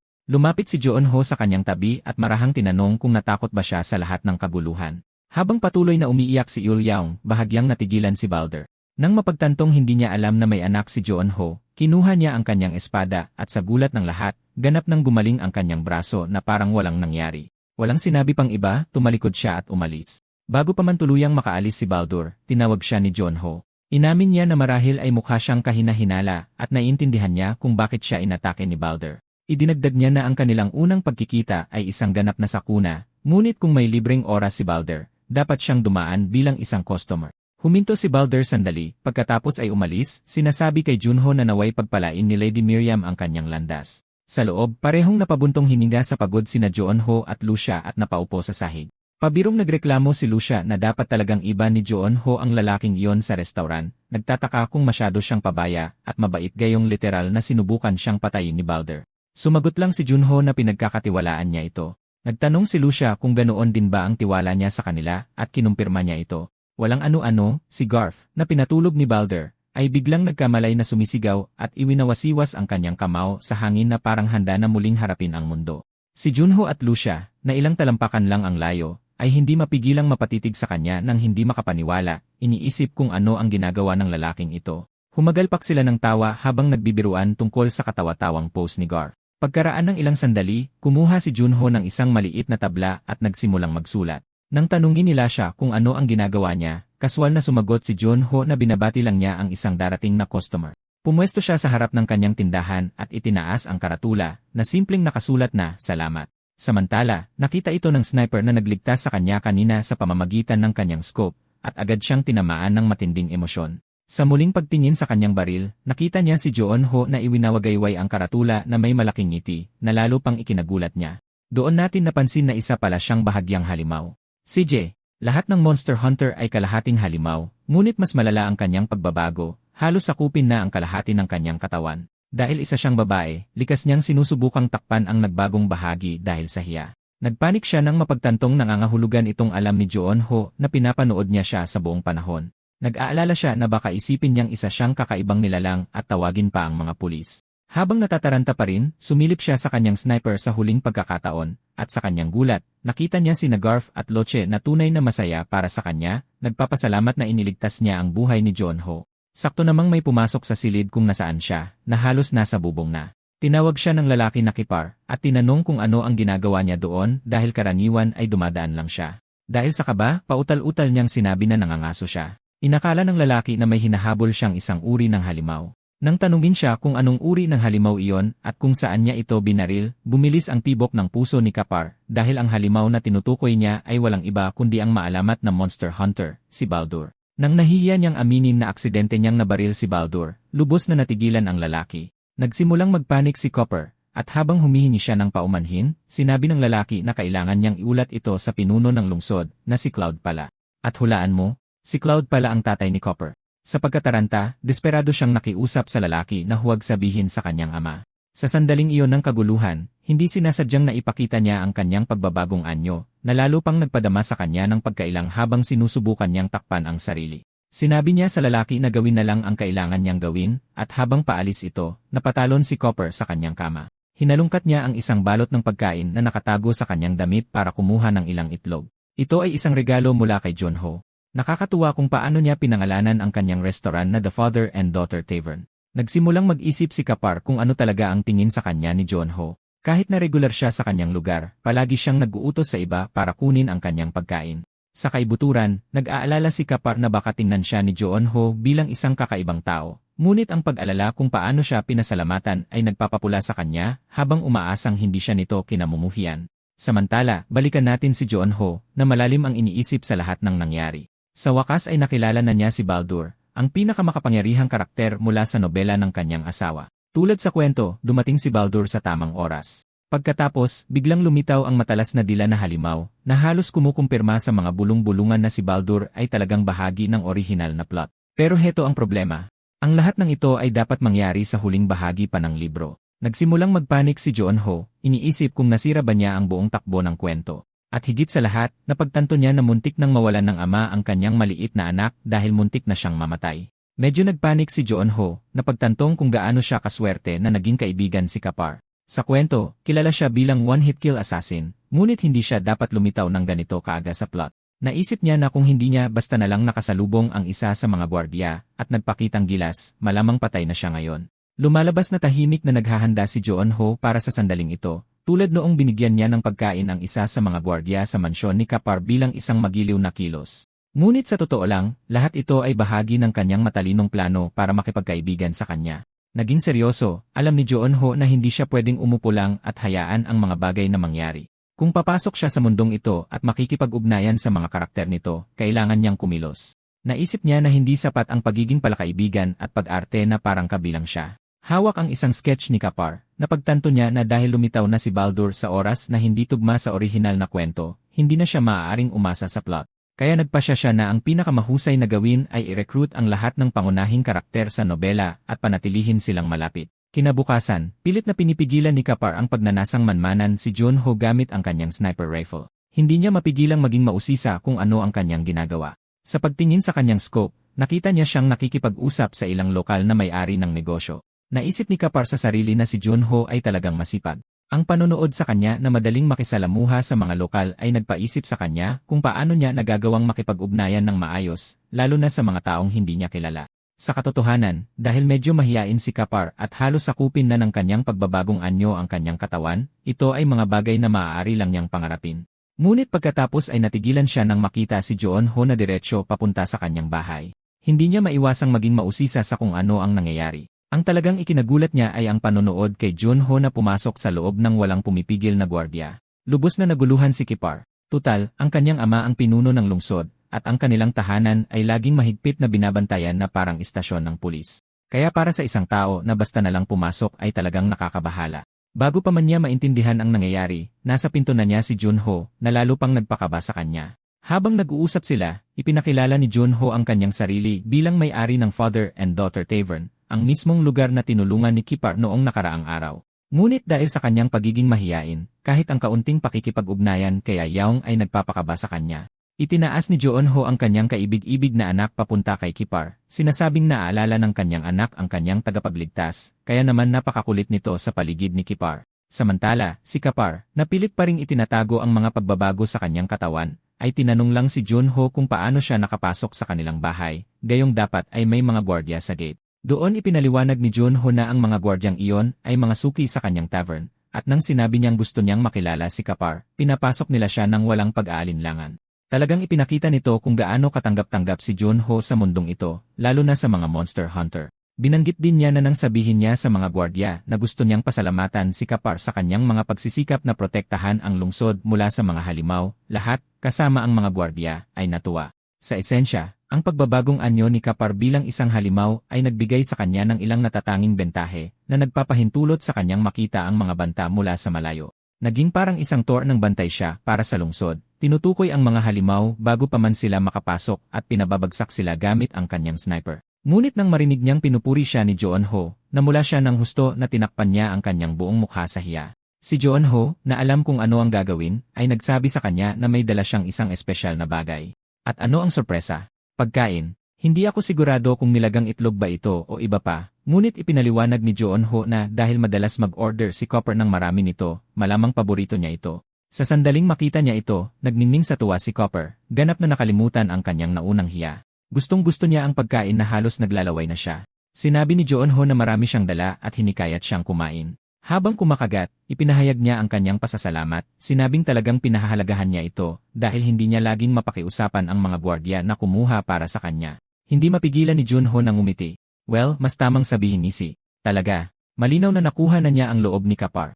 Pagkatapos ay kaswal niyang binanggit na mayroon siyang maliit na pabor na hihilingin sa kanya. Hindi natin narinig kung ano yon, ngunit sa paghusga sa kanyang masayang kilos, mukhang naging maayos ito. Habang paalis sila, tumitingin sa tour ni Kapar, napansin namin na may bagong bandila na idinagdag. Sa mas malapit na pagsusuri, ito ang bandila ng Father and Daughter Tavern. Sa esensya, ipinopromote ni Joon-ho ang kanyang bagong serbisyo ng delivery. Naghahanap siya ng malalakas na monster hunter na maaaring maghatid ng mga kalakal at pagkain. Kahit sa bagong mundong ito, mayroon pa rin siyang hilig sa kanyang trabahong delivery. Ipinaliwanag niya na nagbibigay ito sa kanya ng libreng advertisement para sa kanyang tindahan na nagpapakita ng kanyang serbisyo sa paghahatid. Ang plano ay gamitin ang serbisyong ito bilang paraan upang makakonekta sa mga makapangyarihang karakter mula sa kwento at sa huli ay i-recruit sila para tulungan protektahan ang kanyang anak na babae. Para linawin, hindi ito sponsored ng kanila, ngunit isa akong affiliate. Kung magpasya kayong subukan, ang paggamit ng link sa aking description ay tumutulong sa akin na kumita ng maliit na komisyon na sumusuporta sa channel ng walang dagdag na gasto sa inyo. Talagang sulit na subukan. Ngayon, balik tayo sa kwento. Kumaway si Kipar kay Joon-ho na may malaking ngiti, na parang humihingi ng papuri sa kanyang gawa. Ngunit hindi mapigilan ni Joon-ho na mapabuntong hininga. Nakabaliktad ang bandila na nag-a-advertise ng kanilang event. Napakataas ng tour kung saan nakasabit ang bandila, kaya't makikita ito kahit ng mga tao sa labas ng lungsod. Si Baldur ang unang nakakita nito mula sa malayo, ngunit dahil nakabaliktad ang karatula, hindi niya ito maintindihan. Isang cute na babaeng may puting buhok ang nakapansin din sa bandila, at pagkatapos ikiling ang kanyang ulo sa pagkalito, ang tanging nabasa niya ay malugod na tinatanggap ang mga monster hunter sa Father and Daughter Tavern. Kinabukasan, abala ang restoran ni Joon-ho sa mga customer. Abala si Garf sa kanyang karaniwang tungkulin bilang waiter, habang si Lucy naman ay nagiging makulit, nakikipagharutan sa mga customer, at nakikipag-awayan pa sa kanila na parang Tom and Jerry. Gustong-gusto ko ang mga chubby na bersyon. Samantala, sa kusina, abala si Ho, sinusubukang magluto ng maraming putahe ng sabay-sabay, at tiyak na hindi niya ito ikinatutuwa. Pakiramdam niya ay nawawala na siya sa sarili, walang tigil sa pagtatrabaho, habang tila hindi tumataas ang kita. Hindi nagtagal, oras na para magpahinga. At habang nagpapahinga ang lahat, si Joon-ho, ang kanyang anak, si Garf, at maging si Lushai, hindi mapigilan ni Joon-ho na tawagin si Lushai. Pinaalalahanan siyang oras na para magtrabaho at kumita ng pera. Si Lucy, na lasing tulad ng dati, ay sumabat na nakapag-uwi siya ng pera mula sa pangangaso ng halimaw. Si Joon-ho, medyo naiinis, ay sinabing matagal na yon, mga 6 na buwan na ang nakalipas. Nang makitang nagagalit siya, pumayag si Lucy na kumita ng pera. Pabirong iminungkahi na sabihin lang sa kanya kung nasaan ang susunod na halimaw at ayusin niya ito agad. Nakakatuwa kung paano nila ginagamit ang kaalaman ni Joon-ho sa mga halimaw na parang yes para hanapin sila. Nag-isip si Joon-ho dahil dito. Patuloy pa ring dumarating ang mga ulat ng mga halimaw na regular na lumilitaw. Naisip niyang hindi naman talaga kasalanan ni Lucy. Ang kailangan niyang gawin ngayon ay alalahanin ang susunod na bahagi ng kwento para mabigyan siya ng pahiwatig. Ang tanging naaalala niya ay ang nakakatakot na parirala tungkol sa pagdating ng mga malulupit. Napagtanto ni Joon-ho na ang pangunahing problema ay kahit sa kwento, patuloy lang na lumilitaw ang mga halimaw ng walang malinaw na dahilan para sa kanilang pag-iral o pinagmulan. Tiniyak niya sa kanyang sarili na kahit papaano, ang pagsunod sa orihinal na plot ay nagdala sa kanya hanggang dito. Ngunit ngayong magulo na ang buong salaysay, wala siyang ideya kung ano ang susunod na mangyayari na medyo nakakabahala. Sakto habang malalim ang iniisip niya, may kumatok sa pinto. Lumingon siya para paalisin kung sino man yon dahil sarado na sila. Ngunit sa kanyang pagkagulat, ito ang babaeng puti ang buhok kanina. May kung anong nakakakilabot sa ngiti ni Joon-ho. Siguro'y minumulto pa rin ako ng nakangising halimaw kanina. Sa anumang kaso, ipinakilala ng babae ang kanyang sarili bilang si Terna Hosan Marduna, ang unang anak ng pamilyang Terna. Ang totoo, ang cute niya. Si Joon-ho naman, nabigla at nagtataka kung bakit isang maharlika na tulad niya ang pumunta sa kanyang lugar. Nag-astang maharlika, tinawag niya itong utusan. Sa totoo lang, kung titignan ang suot ni Joon-ho, hindi ko rin siya masisisi. Mabilis niya itong itinama, sinabing siya talaga ang may-ari, na lubos niyang ikinagulat. Hindi maalis sa isip ni Joon-ho na hindi niya pa nakita ang isang karakter na tulad niya sa nobela.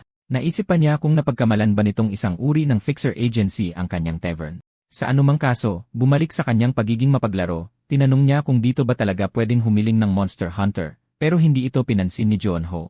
Sinabi niya na nagde-deliver sila at hindi mga fixer, at sarado na sila, kaya bumalik na lang siya kung gusto niyang kumain. Matapos siyang isnabin, iginiit ng babae na dapat nilang tanggapin ang kanyang hiling at nangakong magbabayad ng malaki. Sinubukan ipaliwanag ni Junho na hindi sila tumatanggap ng trabaho para sa pera, pero si Lucia, na nakaramdam ng magandang pagkakataon, ay siniko siya para isaalang-alang ang hiling. Itinuro ni Junho na medyo delikado ang mga hiling mula sa mga maharlika, at hindi siya nagkamali. Ang mga maharlika ay yung tipo na baka hilingin pa kay Junho na ibenta ang kanyang maliit na anak na babae. Pati si Lucia ay sumang-ayon, sinabing ang mga maharlika ay laging humihiling ng mga pinaka-nakakainis na bagay. Pero nariyan si Marduna, ang babaeng puti ang buhok, na narinig ang lahat at sumabat na babayaran niya sila gamit ang napakahalagang yaman ng kanyang pamilya. Ikinagulat ito ni Lucia at Junho. Siyempre, dahil sa pagbanggit ng napakahalagang yaman, napaisip sila, at tinanong ni Junho si Lucia kung nagsasabi ng totoo si Marduna, na kinumpirma naman ni Lucia. Makalipas ang ilang sandali, umupo sila para mag-usap, at isiniwalat ni Marduna na ang kanyang hiling ay hanapin ang kanyang kaibigan. Ipinaliwanag niya na ang kanyang kaibigan ay isang karaniwang tao na kaedad niya, na dati pumupunta sa kanilang lupain para magbenta ng mga produkto. Tinanong ni Junho kung alam niya ang pangalan o kung saan ito nakatira. Si Marduna, na medyo nahihiya, ay umamin na ang pangalan ng kanyang kaibigan ay Hans, pero hindi niya alam kung saan ito nakatira. Itinuro ni Lucy na ginawa nitong napakahirap ang hiling dahil maraming tao sa lungsod na nagngangalang Hans. Humingi ng paumanhin si Marduna sa kakulangan ng detalye, pero si Lucy, alam na may tiyak siyang paraan para mahanap si Hans, ay nagpa siya na makisakay. Sinabi niya kay Marduna na mahahanap pa rin nila ang kanyang kaibigan, na ikinagulat nito. Pero pagkatapos, lumapit si Lucy, iginiit na bago sila magpatuloy, dapat ipakita ni Marduna ang napakahalagang yaman na binanggit niya para ganahan talaga sila. Si Marduna, na nakakaramdam ng pressure, ay sinubukang ipaliwanag na nasabi na niyang ibibigay lang niya ito pagkatapos ng trabaho. Pero si Lucy, na parang si Lloyd, ay hinawakan ang balikat ni Marduna at sinimulang konsensyahin, sinabing baka ang kaibigan niya ay nanginginig, nasasaktan, o giniginaw sa lamig na talagang nakaantig sa puso ni Marduna. Sinamantala ang pagkakataon, naglabas siya ng kontrata, hindi man lang binigyan si Marduna ng pagkakataong basahin ito. Inudyukan lang siya ni Lucy na pirmahan ito. Agad na nagpanik si Marduna, naalala ang payo ng kanyang ama na huwag tatakan ang anuman nang hindi binabasa o pinag-isipan itong mabuti. Pero determinado si Lucy na hinawakan ang kamay niya at sinubukang patakan ang kontrata, na sa totoo lang ay nakakatawa. Ang cute na pagpupumiglas ni Marduna ay sobra na. Pati si Garf ay sumabat, sinasabi kay Junho na patigilin ang kalokohan ni Lucy dahil lumalala na. Pero tinakpan lang ni Junho ang bibig ni Garf, halatang nag-enjoy sa gulo. Pero seryoso, ito ay isang kinakailangang taktika kapag nakikipag-usap sa mga maharlika. Sa huli, nag-aalangan na tinatakan ni Marduna ang kontrata. Pagkatapos nyon, nagpa siya si Junho na magsara muna, nag-iwan ng karatula na nagsasabing sarado sila dahil sa personal na dahilan. Lumipat ang eksena sa bahay ni Marduna, isang luma at gumuguhong mansyon na may dating ng isang dakilang pamilyang maharlika na nalipas na ang panahon. Sa loob, parehong magulo, mukhang hindi nalinis sa loob ng matagal na panahon. Medyo nadismaya si Junho at ang grupo. Maghapon silang naglakad para lang makarating at sinalubong lang ng isang basong tubig sa may pingas na tasa. Hindi na napigilan ni Garf ang kanyang mga alalahanin. Lumingon siya kay Lucia at nagtanong kung ano ang nangyayari. Si Marduna ay isang maharlika, pero kahit paano'y hindi man lang niya kayang magbayad ng karwahe para ihatid sila sa bundok. Kinuwestiyon pa ni Garf kung totoo ba ang tinatawag na napakahalagang yaman. Si Lucy, na naiinis, ay ipinaliwanag na ayon sa kanyang kakayahan, hindi nagsisinungaling si Marduna tungkol sa yaman. Ngunit habang sila'y nagtatalo, sa wakas ay inilabas na ang yaman, at ito pala ay isang nakakatakot na supot na tila gawa sa balat ng tao. Sa pagtingin pa lang sa eksena, si Junho, Lucia, at Garf ay nabigla, at si Lucia ay agad na nagpahayag ng kanyang pagkabalisa. Ibinaling nila ang kanilang atensyon sa mahiyain na si Marduna, na umiiyak na. Sinubukan ni Lucia na alisin ang laman ng supot sa pag-asang may makita sa loob, pero ito ay ganap na walang laman. Dahil sa pagkadismaya, hinawakan niya ang kanyang ulo at tinanong si Marduna kung sa tingin ba nito ay isang uri ng biro. Sinabi niya na ang nakakatakot na supot na ito ay walang halaga, na lalo lang nagpaiyak kay Marduna habang iginigiit na hindi siya nagsisinungaling at ang supot na ito ang pinakamahalagang pag-aari ng kanilang pamilya. Sumagot si Lucy na walang sinuman ang gustong bumili ng ganyang bagay. Baka swertehin silang makahanap ng isang kakaibang kolektor na may kaduda-dudang panlasa. Doon talaga nasaktan ang damdamin ni Marduna, at tinanong niya kung ibig sabihin ba nito ay hindi nila siya tutulungang hanapin ang kaibigan niyang si Hans. Iniabot lang ni Lucy ang supot kay Junho na nagmumungkahing umalis na sila dahil parang sayang lang sa oras. Pero si Junho, bilang isang mapag-aruga at maunawaing ama, ay hindi kayang baliwalain ang kalungkutan ni Marduna. Tumayo siya at lumapit sa kanya. Ipinaalala sa kanya ni Lucy na kahit mabait siyang tao, hindi matalinong tanggapin ang ganitong hiling. Pero sumagot si Junho na halatang malungkot si Marduna at desperadong mahanap ang kanyang kaibigan. Dagdag pa, nagustuhan siya ng maliit na si Ayaw.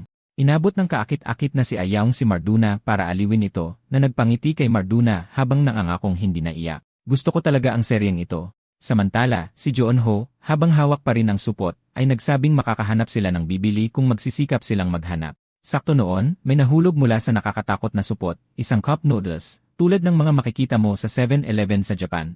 Habang nakatitig sa cup noodles, hindi makapaniwala si Junho, nagtataka kung paanong napunta roon ang isang bagay mula sa Earth, at bigla, nakatuklas siya ng isa pang biyaya mula sa ibang mundong ito.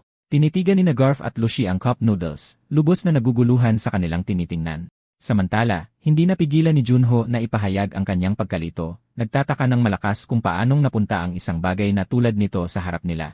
Ito ang nag-udyok kina Garf at Lucy na sugurin siya, hinihimok siyang magmadali at maglabas pa ng ibang bagay. Pero sa halip, lumingon si Junho kay Marduna, tinatanong kung paano nangyari ang lahat ng ito.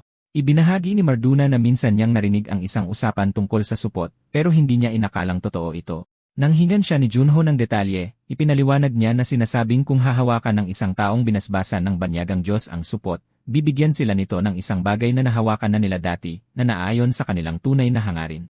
Kaya kung hahawakan ni Junho ang supot at iisipin ang kanyang track, maaaring bigla itong lumitaw, na magiging kahanga-hanga. Hindi makapaniwala si Junho dahil wala siyang matandaang ganitong item mula sa orihinal na nobela. Pero si Lucia, nang marinig ito, ay agad na lumapit kay Marduna. Tinatanong kung ibig sabihin ba nito ay kaya ng supot na magpalabas ng mga pilak na barya. Talagang may gusto sa pera ang babaeng ito. Dahil alam ang potensyal na halaga ng supot, tiniyak ni Junho kay Marduna na tutulungan nila siyang hanapin ang kanyang kaibigan na nagpangiti sa kanya ng may kagalakan. Habang sinisimulan ni Lucy ang kanyang ritual, nangangarap pa rin siya kung paano ulanin ng mga pilak na barya sa kanya kapag natapos na ang gawain. Sa harap niya ay may nakaupong manikang luwad at lahat ay nagtataka kung ano ang plano niyang gawin dito. Lumingon si Lucy kay Junho at tinanong kung naintindihan niya kung paano gumagana ang kanyang kakayahan. Tumango si Junho, ipinaliwanag na nakikita ni Lucy ang mga katotohanan at kasinungalingan na kinakatawan ng mga kulay. Sumang-ayon si Lucy, idinagdag na kailangan niya ng oras para matukoy kung tunay ang mga sagot na natatanggap niya. Gayunpaman, kung makakagawa sila ng isang target na pwedeng tanungin ng kahit ano, lubos nitong babaguhin ang sitwasyon. Sumabat si Junho, sinasabing ang paraang ito ay hahayaan silang makilala ang katotohanan sa kasinungalingan ng hindi direktang nagtatanong. Naiintindihan mo ba kung gaano kalakas ang kakayahang ito? Ibig kong sabihin, pwede siyang gumawa ng manikang luwad at tanungin ito para sa lunas sa cancer, at ang manikang iyon ay walang pagpipilian kundi sabihin sa kanya ang totoo. Para kang naglalakad sa manipis na linya sa pagitan ng katotohanan at panlilinlang. Pero ipinaalala ni Garf na ang paggamit ng kakayahang ito ay may malaking epekto sa katawan ni Lucy. Kung lumala pa, mapapabilis nito ang kanyang pagbabago bilang halimaw, na isang tunay na alalahanin dahil itong teknik ay nagtutulak sa kanyang anyong halimaw sa sukdulan. Lumabas ang kanyang mga kuko at nagbago ang kanyang mga tainga habang inuutusan niya ang manikang luwad na sundin siya at sagutin ang lahat ng kanyang tanong. Habang nagbibigay siya ng utos, tumugon ang manika, lumitaw ang mga mata habang nagkakaroon ito ng malay. Nagsimula si Lucy sa kanyang unang tanong, tinanong ang manika kung may isang batang lalaki na nagngangalang Hans na nakapunta na sa bahay na yon. Kinumpirma ito ng manika. Pagkatapos ay lumipat siya sa kanyang pangalawang tanong, tinanong kung si Hans ba ay tunay na kaibigan ni Marduna, at muli, kinumpirma ng manika. Sunod, tinanong niya kung malayo ba si Hans sa kinaroroonan nila ngayon, kung saan sumagot ang manika ng hindi. Sa huli, tinanong niya kung buhay pa ba si Hans, ngunit sa pagkakataong ito, nanahimik ang manika.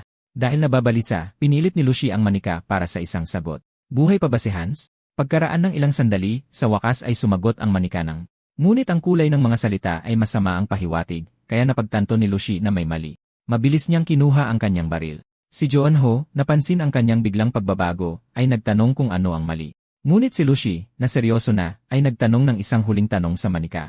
Naging halimaw ba si Hans, at kasama ba nila siya doon? Umalinggaw ang nakakatakot na tawa ng manika habang kinukumpirma ang katotohanan. Nandoon nga si Hans. Sa pagkataranta, lumingon si Lucy kina Garf at Junho, dali-daling inutusan silang isara ang pinto. Ngunit bago pa sila makakilos, sumabog ang halimaw sa pader, sumusugod kay Lucy. Sa kabutihang palad, mas mabilis si Garf. Mabilis siyang tumakbo sa harap niya, sinalo ang atake sa tamang oras. Si Marduna, na nasasaksihan ang kaguluhan, ay nasindak nang marinig ang boses ni Hans na tumatawag sa kanya. Ang kanyang katawan ay naging isang karimari-marim na halimaw, at ang makita siyang ganoon ay dumurog sa kanyang puso. Habang nilalamon ng nilalang si Hans ng buo, sinasaktan pa siya at sinasabihang manahimik na paralisa si Marduna sa takot.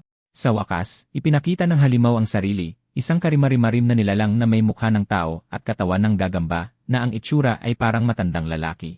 Nagsimula itong paglaruan ang damdamin ni Marduna, inaakusahan siyang responsable sa lahat ng ito, na pagkakamalang salita ni Hans ang sinasabi ng nilalang. Tanging pag-iyak na lang ang nagawa niya habang tinatawag siya. Napagtantong nawawalan na ng kontrol ang sitwasyon, lumingon si Lucy kay Marduna para sa gabay. Kapag ang isang tao ay naging halimaw na ganyan, ang tanging pagpipilian na lang ay patayin sila. Ang halimaw na nakarinig nito ay lalong nabaliw, nagpakita ng ngipin sa galit at sinisisi si Marduna sa lahat. Bawat pangarap at hinaharap na ipinangako niya kay Hans ay isa na lang ngayong malupit na biro. Ang marinig ito lalo na't alam niyang napunta ang kanyang kaibigan sa ganitong gulo, dahil sa kanya, ay lubos na ikinadurog ng puso ni Marduna. Tulad ng dati sa nakakatakot na halimaw na iyon, ibinuka nito ang bibig na handang lamunin si Marduna, na wasak na ang emosyon. Ngunit biglang kumilos si Joon-ho, naglabas ng lata ng pamatay peste mula sa kanyang supot at inispray ito sa gagambang halimaw. Sa gulat ng lahat, talagang gumana ito. Nagsimulang sumirit ang balat ng halimaw at sumigaw ito sa sakit habang gumugulong sa sahig. Lubos na naguluhan sina Lucy at Garf sa ginawa ni Junho. Humakbang siya, hinihimok si Marduna na huwag makinig sa halimaw. Ipinaliwanag niya na ang mga nilalang na tulad nito ay laging nagsasabi ng kalokohan, sinasamantala ang kabaitan ng iba habang isinisisi ang lahat sa kanila. Habang pinupunasan ang kanyang luha, lumingon si Marduna kay Junho at sa iba pa, nakikiusap na iligtas nila ang kanyang kaibigan. Ngumiti si Junho para pakalmahin siya, ngunit paglingon niya, napansin niyang kumikilos na sina Garf at Lucy. Sinigawan siya ni Lucy na ihagis ang lata na ginamit niya sa halimaw kanina, ang pamatay peste. Walang pag-aalinlangan, naghanda si Junho na ihagis ito, pinapaalalahanan silang mag-ingat at saluhin ito ng maayos. Habang inihagis niya ito, hindi na hinintay ni Garf na tumama ito sa lupa. Pinalipad niya ang pamatay peste papunta kay Lucia. Ilang pulgada na lang ang layo ng lata sa ulo ng halimaw, na ikinagulat nito dahil wala sa kanila ang nakakaintindi sa nangyayari. Ngunit si Lucia, na mukhang cool pa rin, kinuha ang kanyang baril at itinutok ito sa pamatay peste. Pinuri niya si Joon-ho sa paglabas ng mga misteryosong gamit mula sa kanyang supot. Gayunpaman, sa sandaling iyon, biglang naalala ni Joon-ho na madaling magliyab ang mga pamatay peste. Sumigaw siya kay Lucy na huminto, pero huli na ang lahat. Kinalabit na niya ang gatilyo. Mabilis na hinawakan ni Joon-ho sina Marduna at ang maliit na si Ayaw, nagtago habang isang malaking pagsabog ang sumiklab, ilang pulgada lang mula sa bahay ni Marduna. Sa resulta, napatay ng pagsabog ang halimaw, ngunit nagdulot din ito ng malaking pinsala sa bahay ni Marduna. Tulad ng laging nangyayari, bago mamatay ang mga nilalang na ito, nagsisimula silang magsalita ng mga nakakabahalang bagay. Hindi ko lubos maintindihan kung sino ang tinutukoy ng halimaw, ngunit patuloy itong nagmumura at inuulit ang isang nakakatakot na linya tungkol sa pagsisising isinilang pa nito ang batang ito. Maaari kayang si Ayaw ang tinutukoy nito. Ang isiping iyon ay talagang nagpagalit kay Junho. Habang nagdadalamhati ang halimaw sa pag-iral ng bata, walang sinayang na oras si Garf at dinurog ang ulo nito sa isang iglap.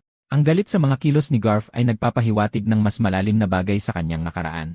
Kahit si Lucia, ang guro ni Garf, ay naramdaman ang bigat ng lahat habang pinapanood siyang walang tigil na durugin ang ulo ng halimaw hanggang sa wala nang natira. Humakbang si Marduna habang umaagos ang luha sa kanyang mukha habang tinitingnan ang paghihirap ng kanyang kaibigan. Inabot ni Hans ang mga kamay ni Marduna at inalok siya ng mga kumikinang na kristal na parang luha.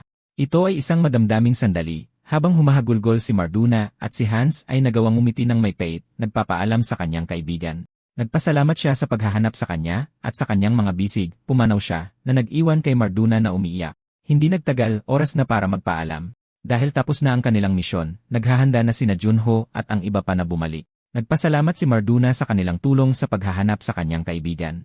Si Junho, na napansin ang kanyang pagkagulat, ay nagtanong kung mayroon siyang matutuluyan na ikinabigla niya. Si Marduna ay isa sa mga karakter na nagpapakita ng kawalang malay at alindog. Maging sina Lucy at Garf ay nagsimulang magbulungan, itinuturo kung gaano niya kamukha si Junho sa kanyang pagiging simple na nagpamula sa kanya. Inilahad ni Junho ang kanyang kamay, inaanyayahan si Marduna na sumama sa kanila at magtrabaho sa tavern. Gayunpaman, habang namumula pa rin, magalang siyang tumanggi, binanggit na mayroon siyang matutuluyan, itinuturo ang kanyang mansyon. Ngunit sa sandaling iyon, nabigla siya habang pinapanood ang buong bahay na gumuho sa harap mismo ng kanyang mga mata. Sa totoo lang, isang himala na nanatiling nakatayo ang bahay ng ganoon katagal. Ilang araw makalipas, opisyal na pinalitan ni Junho ang karatulan ng kanyang restaurant upang ipakita na ito na ngayon ang Father-Daughter Tavern. Malugod na tinatanggap ang mga Monster Hunter, ngunit bawal ang utang, at ang mga customer ay maaaring pagsilbihan pa ng isang maharlika. Opisyal na sumali si Marduna sa koponan ni Junho bilang isang waitress, at gustong-gusto siya ng mga customer, pinagtatrabaho ang kawawang babae hanggang sa butot balat.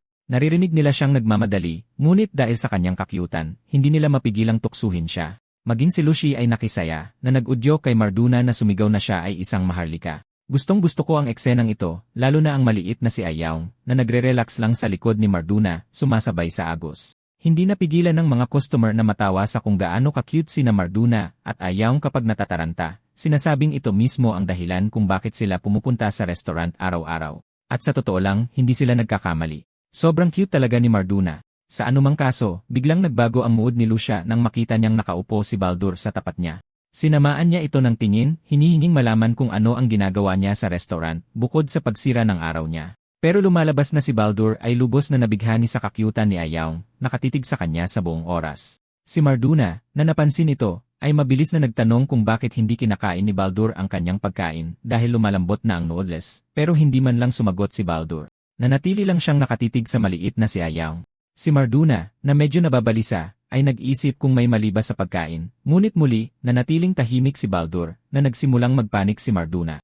Sakto noon, inabot ni Ayaw si Baldur na parang gustong makipaglaro, at sa unang pagkakataon, bahagyang ngumiti si Baldur habang mapaglarong iniabot ang kanyang kamay. Si Marduna, nang makita ito, ay ibinigay ang kaakit-akit na si Ayaw kay Baldur, halos parang nag-aalok ng isda sa harap niya. Sa kabilang banda, hindi natutuwa si Lucia. Hindi niya mapigilang magreklamo kung bakit laging tumatambay si Baldur sa restaurant kamakailan.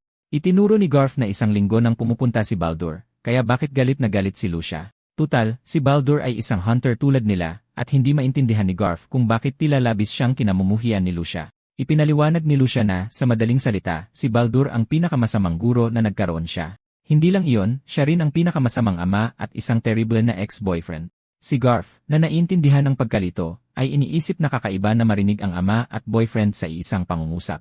Nilinaw ni Lucy na si Baldur ay parang tagapag-alaga niya dahil kinuha siya nito noong bata pa siya at pinalaki. Magkasama silang tumira, magkasamang naligo, at siya ang nagturo sa kanya kung paano manghuli ng mga halimaw. Medyo nagiging nakakatakot na ito, mga kaibigan. Kahit si Garf ay iniisip na napakakakaiba nito. Ex-boyfriend, sabay maligo. Magkasama sa bahay, hindi lang talaga tugma. Para mas maging nakakalito, tinanong ni Garf kung ilang taon na ba talaga si Baldur, at inamin ni Lucia na wala siyang ideya dahil pareho lang ang itsura nito noong bata pa siya. Bigla na lang, hinawakan ni Lucia ang mukha ni Garf at iginiit na dapat niya itong isapuso. Sinabi niya sa kanya na ibinabahagi niya ito dahil alam niyang makakahanap siya ng kapareha balang araw, pero hindi niya dapat sila tratuhin ng masama. Ang pananakit sa isang taong may mabuting puso ay maaaring mag-iwan ng mga peklat na habang buhay. Ito ay isang malinaw na paalala noong unang lumitaw si Baldur at tinawag si Lucia na batang lumamon sa sarili niyang kapatid. Siguro kaya medyo may pagkamataray si Lucia. Sa huli, naiwan doon si Garf, namumula ang mga pisngi at lubos na naguguluhan. Sakto namang pumasok si Marduna, ginulat siya sa sigaw tungkol sa isang malaking problema. Nagulat si Garf habang ipinapaliwanag ni Marduna na may isa 0 customer na iba-iba ang order, at 2 lang ang kamay niya para asikasuhin ang lahat. Talagang alam ng babaeng ito kung paano maging kaakit-akit. Kahit si maliit na ahyong ay ginagaya siya. Nang marinig ito, ikinuyom ni Garf ang kanyang mga kamao at sumigaw, nagtatanong kung kailan babalik si Junho. Nagmamadali silang maghanda ng pagkain, parehong ginagawa ang lahat para makasabay. Samantala, ipinasa nila si Baby Ayaw kay Baldur, na nakatayo lang doon, lubos na nalilito sa gulo. Si Lucia, habang pinapanood si Garf at Marduna na nagkakagulo sa pagpapatakbo ng restaurant, ay hindi maiwasang magtaka kung ano ang ginagawa ni Junho. Ibig kong sabihin, pwede naman siyang tumulong sa halip na humigop lang ng kanyang inumin. Sa huli, nalaman natin na nagkulong si Junho sa isang kwarto sa loob ng isang buong linggo. Sa loob, sinusubukan niyang buuin ang misteryo ng The Cruel Ones Are Coming. Sa madaling salita, inuulit niya sa kanyang isipan ang mga pangyayari sa nobela. Isang linggo na ang nakalipas, nag-eksperimento siya sa nakakatakot na supot na ito. Tawagin na lang natin itong gate pouch. Naalala niya ang sinabi ni Marduna na ang gate pouch ay nagpapahintulot sa isang taong binasbasan ng mga banyagang Diyos na kunin ang mga bagay na talagang kailangan o gusto nila, gaano man kalayo basta't nahawakan na nila ito dati. Kaya ipinikit ni Junho ang kanyang mga mata at inisip ang kanyang tahanan sa totoong mundo. Nakita niya sa isip ang kanyang kwarto, kung saan laging nakapatong sa kanyang mesa ang orihinal na nobela, at inabot niya ang loob ng gate pouch. Talagang nakuha niya ang nobela. Lumalabas na ang pamagat ng nobela ay The Cruel Ones Are Coming, at ngayong hawak na niya ito, nararamdaman ni Joon-ho na mas makakapaghanda siya. Pero pagkatapos ng ilang araw, nagsisimula na siyang mawala sa katinuan. Binanggit niya na nabasa na niya ang libro ng mahigit 10 beses, pero hindi pa rin niya matukoy ang isang malinaw na solusyon. Sa bawat pagbabalik tanaw niya sa kwento, napagtatanto niya kung gaano kalalim talaga ang pagsusulat ng kanyang asawa. Napakasalimuot nito na nagbabalik ito ng mga alaala niya noong ginagawa niya ito, at hindi niya maiwasang maalala kung gaano siya kasaya noon. Binuod ni Joon-ho ang plot ng nobela ng kanyang asawa. Sa esensya, ang mundong ito ay hinubog ng mga magulang na Diyos at ng kanilang anak na si Miriam. Gayunpaman, umibig si Miriam sa isang tao, isang nilikha ng mga magulang na Diyos, na nagdulot ng sunod-sunod na kaguluhan. Sa kanyang pagrerebelde laban sa kanyang mga magulang, hindi niya sinasadyang naakit ang isang panlabas na Diyos, na humantong sa pagsalakay ng mga halimaw mula sa kahariang iyon, na siyang simula ng pagkawasak. Sa unang tingin, malinaw na ang hangal na ama na kumakatawan sa final boss ang tunay na kontrabida, at ang bida na si Garf ang nakatakdang tumalo sa kanya. Ngunit sa malungkot na mundong ito, dinanas ni Garf ang walang katapusang pagdurusa, na sa huli ay bumigay at naging pinakamalaking biktima sa lahat. Nagtapos ang kwento sa isang walang katapusang trahedya, na ipinapakita ang desperadong paghahanap ni Garf ng paghihiganti matapos mawala si Lucia at matagpuan ang sarili na lubos na nag-iisa. Sa nobela, sa simula pa lang, nakatakda ng mamatay si Lucia sa kamay ng clapping dog monster. Nag-iwan ito kay Garf na nag-aalab sa pagnanais na maghiganti laban sa mga nilalang na kumuha sa kanyang amo.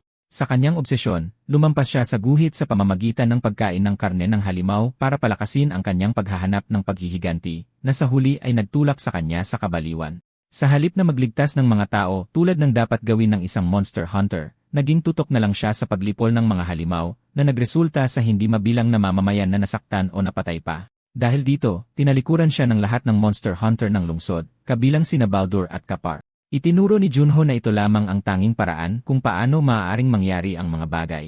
Malamang na nagsimulang ituring ni Baldur si Garf bilang isang halimaw, habang si Kapar, bilang isang pampublikong opisyal na responsable sa kaligtasan ng lungsod, ay hindi maaaring hayaang gumala ang isang walang inat na monster hunter. Sa kabila ng kanyang walang tigil na pagpatay sa mga halimaw, hindi napigilan ni Garf ang pagbagsak ng lungsod. Sa kasamaang palad, bawat monster hunter na dapat sanay tagapagligtas ng lungsod ay sumapit sa kanilang kamatayan, bawat isa para sa kanilang sariling personal na dahilan. Si Kapar ay tuluyang naging isang halimaw, habang si Baldur ay brutal na binugbog hanggang mamatay ng mga tao. Dahil sa halos pagiging immortal ni Baldur, dinurog nila ang kanyang ulo at itinapon ang kanyang katawan sa ilog. Para lalong lumala ang sitwasyon, lahat ng monster hunter ay sumapit sa malupit na kamatayan sa kamay ng mga tao na nag-iwan kay Garf bilang huling nakatayo. Gayunpaman, ginugol niya ang karamihan ng kanyang mga araw sa puntod ni Lucia, nilamon ng matinding kawalan, at sa huli ay nagpa siyang iwanan ang laban. Dahil dito, ang silangang bahagi ng lungsod ay tuluyang nawasak, kasabay ng misteryosong pagkawala ng asawa ni Joon-ho at ang biglaang pagtatapos ng serye ng nobela. Nagninilay-nilay si Joon-ho kung gaano katindi ang lahat ng ito, na pagtatanto na siya na lang ang natitira na makakapigil sa ganitong hinaharap na mangyari. Sa ngayon, nasa huling yugto na ang nobela, at inihayag ni Joon-ho na may 1 taon at kalahati na lang ang natitira bago dumating ang apokalipse. Ayon sa kwento, sa sakunang ito ay lilitaw ang mga named monster sa lugar sa pagitan ng lungsod at ng panlabas na pader nito, na magreresulta sa kumpletong pagkawala ng komunikasyon sa pagitan ng mga lungsod, at ang pader ng kuta ay magiging mas mahirap ipagtanggol. Patuloy ding tataas ang bilang ng mga halimaw na lilitaw sa loob ng lungsod. Gayunpaman, may isang bagay na hindi lubos maintindihan ni Joon-ho, ang pag-ugali ng mga halimaw. Naniniwala siya na malinaw na ipinapakita sa kwento na galing sila sa labas, at napatunayan na nasumasalakay sila sa ilalim ng utos ng hangal na ama na nabanggit kanina. Ngunit dahil patuloy na lumilitaw ang mga halimaw na ito sa loob ng lungsod, iminumungkahi nito na mayroon silang kakayahang makapasok mula pa sa simula na hindi talaga nagtutugma. At bakit hinulaan na mangyayari ang pagkawasak ng lungsod sa loob ng 1 taon at kalahati? Kung talagang may paraan ang mga halimaw na lumitaw sa loob ng lungsod, maaari silang sumugod anumang oras. Nagtataka si Joon-ho kung may espesyal na kahulugan ang araw ng apokalipse, dahil ito ang araw kung kailan maglulunsad ng pag-atake ang mga halimaw. Kung ang kanilang layunin ay lipulin ang sangkatauhan, ang pinakamabisang diskarte ay ang panatilihin ang walang tigil na pag-atake para pahinain ang mga tao. Ito ang mga tanong na gumugulo sa isip ni Joon-ho. Nagsimula siyang mag-isip na baka dapat niyang tipunin ang lahat ng monster hunter, at siya mismo ang sumugod sa mga halimaw gamit ang kaalamang taglay niya. Maganda pakinggan sa teorya, ngunit mabilis niyang iwinaksi ang ideya napagtatanto na maaari nitong ilihis ang buong kwento kung masyado siyang makikialam at hindi iyon magiging maganda. Pagkatapos ng isang buong linggong pag-iisip tungkol dito, naisip ni Joon na oras na para magpahinga. Nagpasya siyang kumuha ng isang bagay mula sa gate pouch at puntahan ang kanyang munting anak na babae. At ako lang ba, o talagang nakangiti ang supot na ito? Tila nagkakaroon ito ng sariling personalidad habang mas madalas niya itong ginagamit. Pagbukas niya ng pinto, sinalubong siya ng buong tropa, sina Marduna, Garf at Loche na naghihintay sa kanya. Hawak ang isang bote ng gatas ng sanggol, humingi siya ng paumanhin sa tagal niya. Agad na sumabat sina Garf at Marduna, ipinapahayag ang kanilang ginhawa na hindi sila bumagsak sa dami ng trabaho, na makatuwiran, dahil pinagsasabay nila ang mga responsibilidad ni Joon Ho kasama ang kanilang karaniwang gawain bilang waiter. Habang binabantayan si Baby Adeong, si Lucia, na laging mapaglaro, ay kumapit sa binti ni Joon Ho at nagtanong kung sigurado ba siyang hindi makakakuha ng mga pilak na barya mula sa gate pouch. Grabe ang pagmamahal ng babaeng ito sa pera. Ipinaliwanag ni Junho na bagamat hindi siya makakakuha ng mga pilak na barya, nakaisip na siya ng paraan para kumita nito gamit ang gate pouch pansamantala. Nang marinig nila ito, parehong nagningning sa tuwa sina Garf at Loche, sabik na malaman kung may natuklasan bang mahalaga si Junho. Halos nagniningning si Loche sa isiping iyon. Sa huli, ibinaling ni Junho ang kanyang atensyon sa kanyang munting anak na babae, na hawak pa rin ni Baldur. Nang makita kung gaano sila kasundo ni Baldur, walang luha, masaya lang na sumisipsip sa kanyang pacifier. Hindi napigilan ni Junho na tanungin si Baldur kung ikokonsidera niyang makipagtulungan sa kanya para lumikha ng isang mundo kung saan ang kanyang munting anak ay mamumuhay ng mapayapa at lalaking masaya. Medyo nagulat si Baldur, sinabing si Junho ay isang kakaibang tao. Nagtataglay siya ng nakakagulat na dami ng kaalaman na hindi naman masamang bagay. Gayunpaman, nang marinig ni Lucy na gustong makipagtulungan ni Junho kay Baldur, agad siyang nagalit. Bago pa siya tuluyang magalit, pumasok si Garf, na inaasahan na ang kanyang reaksyon, at sinubukang pakalmahin ang sitwasyon sa pagsasabi kay Junho na hindi talaga magkasundo sina Lucy at Baldur. Pero huli na ang lahat. Itinulak siya ni Lucy sa tabi habang inaabot na ang kanyang baril, nagbabantang gagawa ng gulo kung itutuloy ni Junho ang pakikipagtulungan kay Baldur. Gustong-gusto ko ang mga kaakit-akit na sandaling ito. Ang artist sa likod ng kwentong ito ay madalas na naglalagay ng mga maliliit na detalye. Halimbawa na lang si Marduna. Anong ginagawa niya na sumisilip mula sa likod ni Junho? Pero umiti lang si Junho.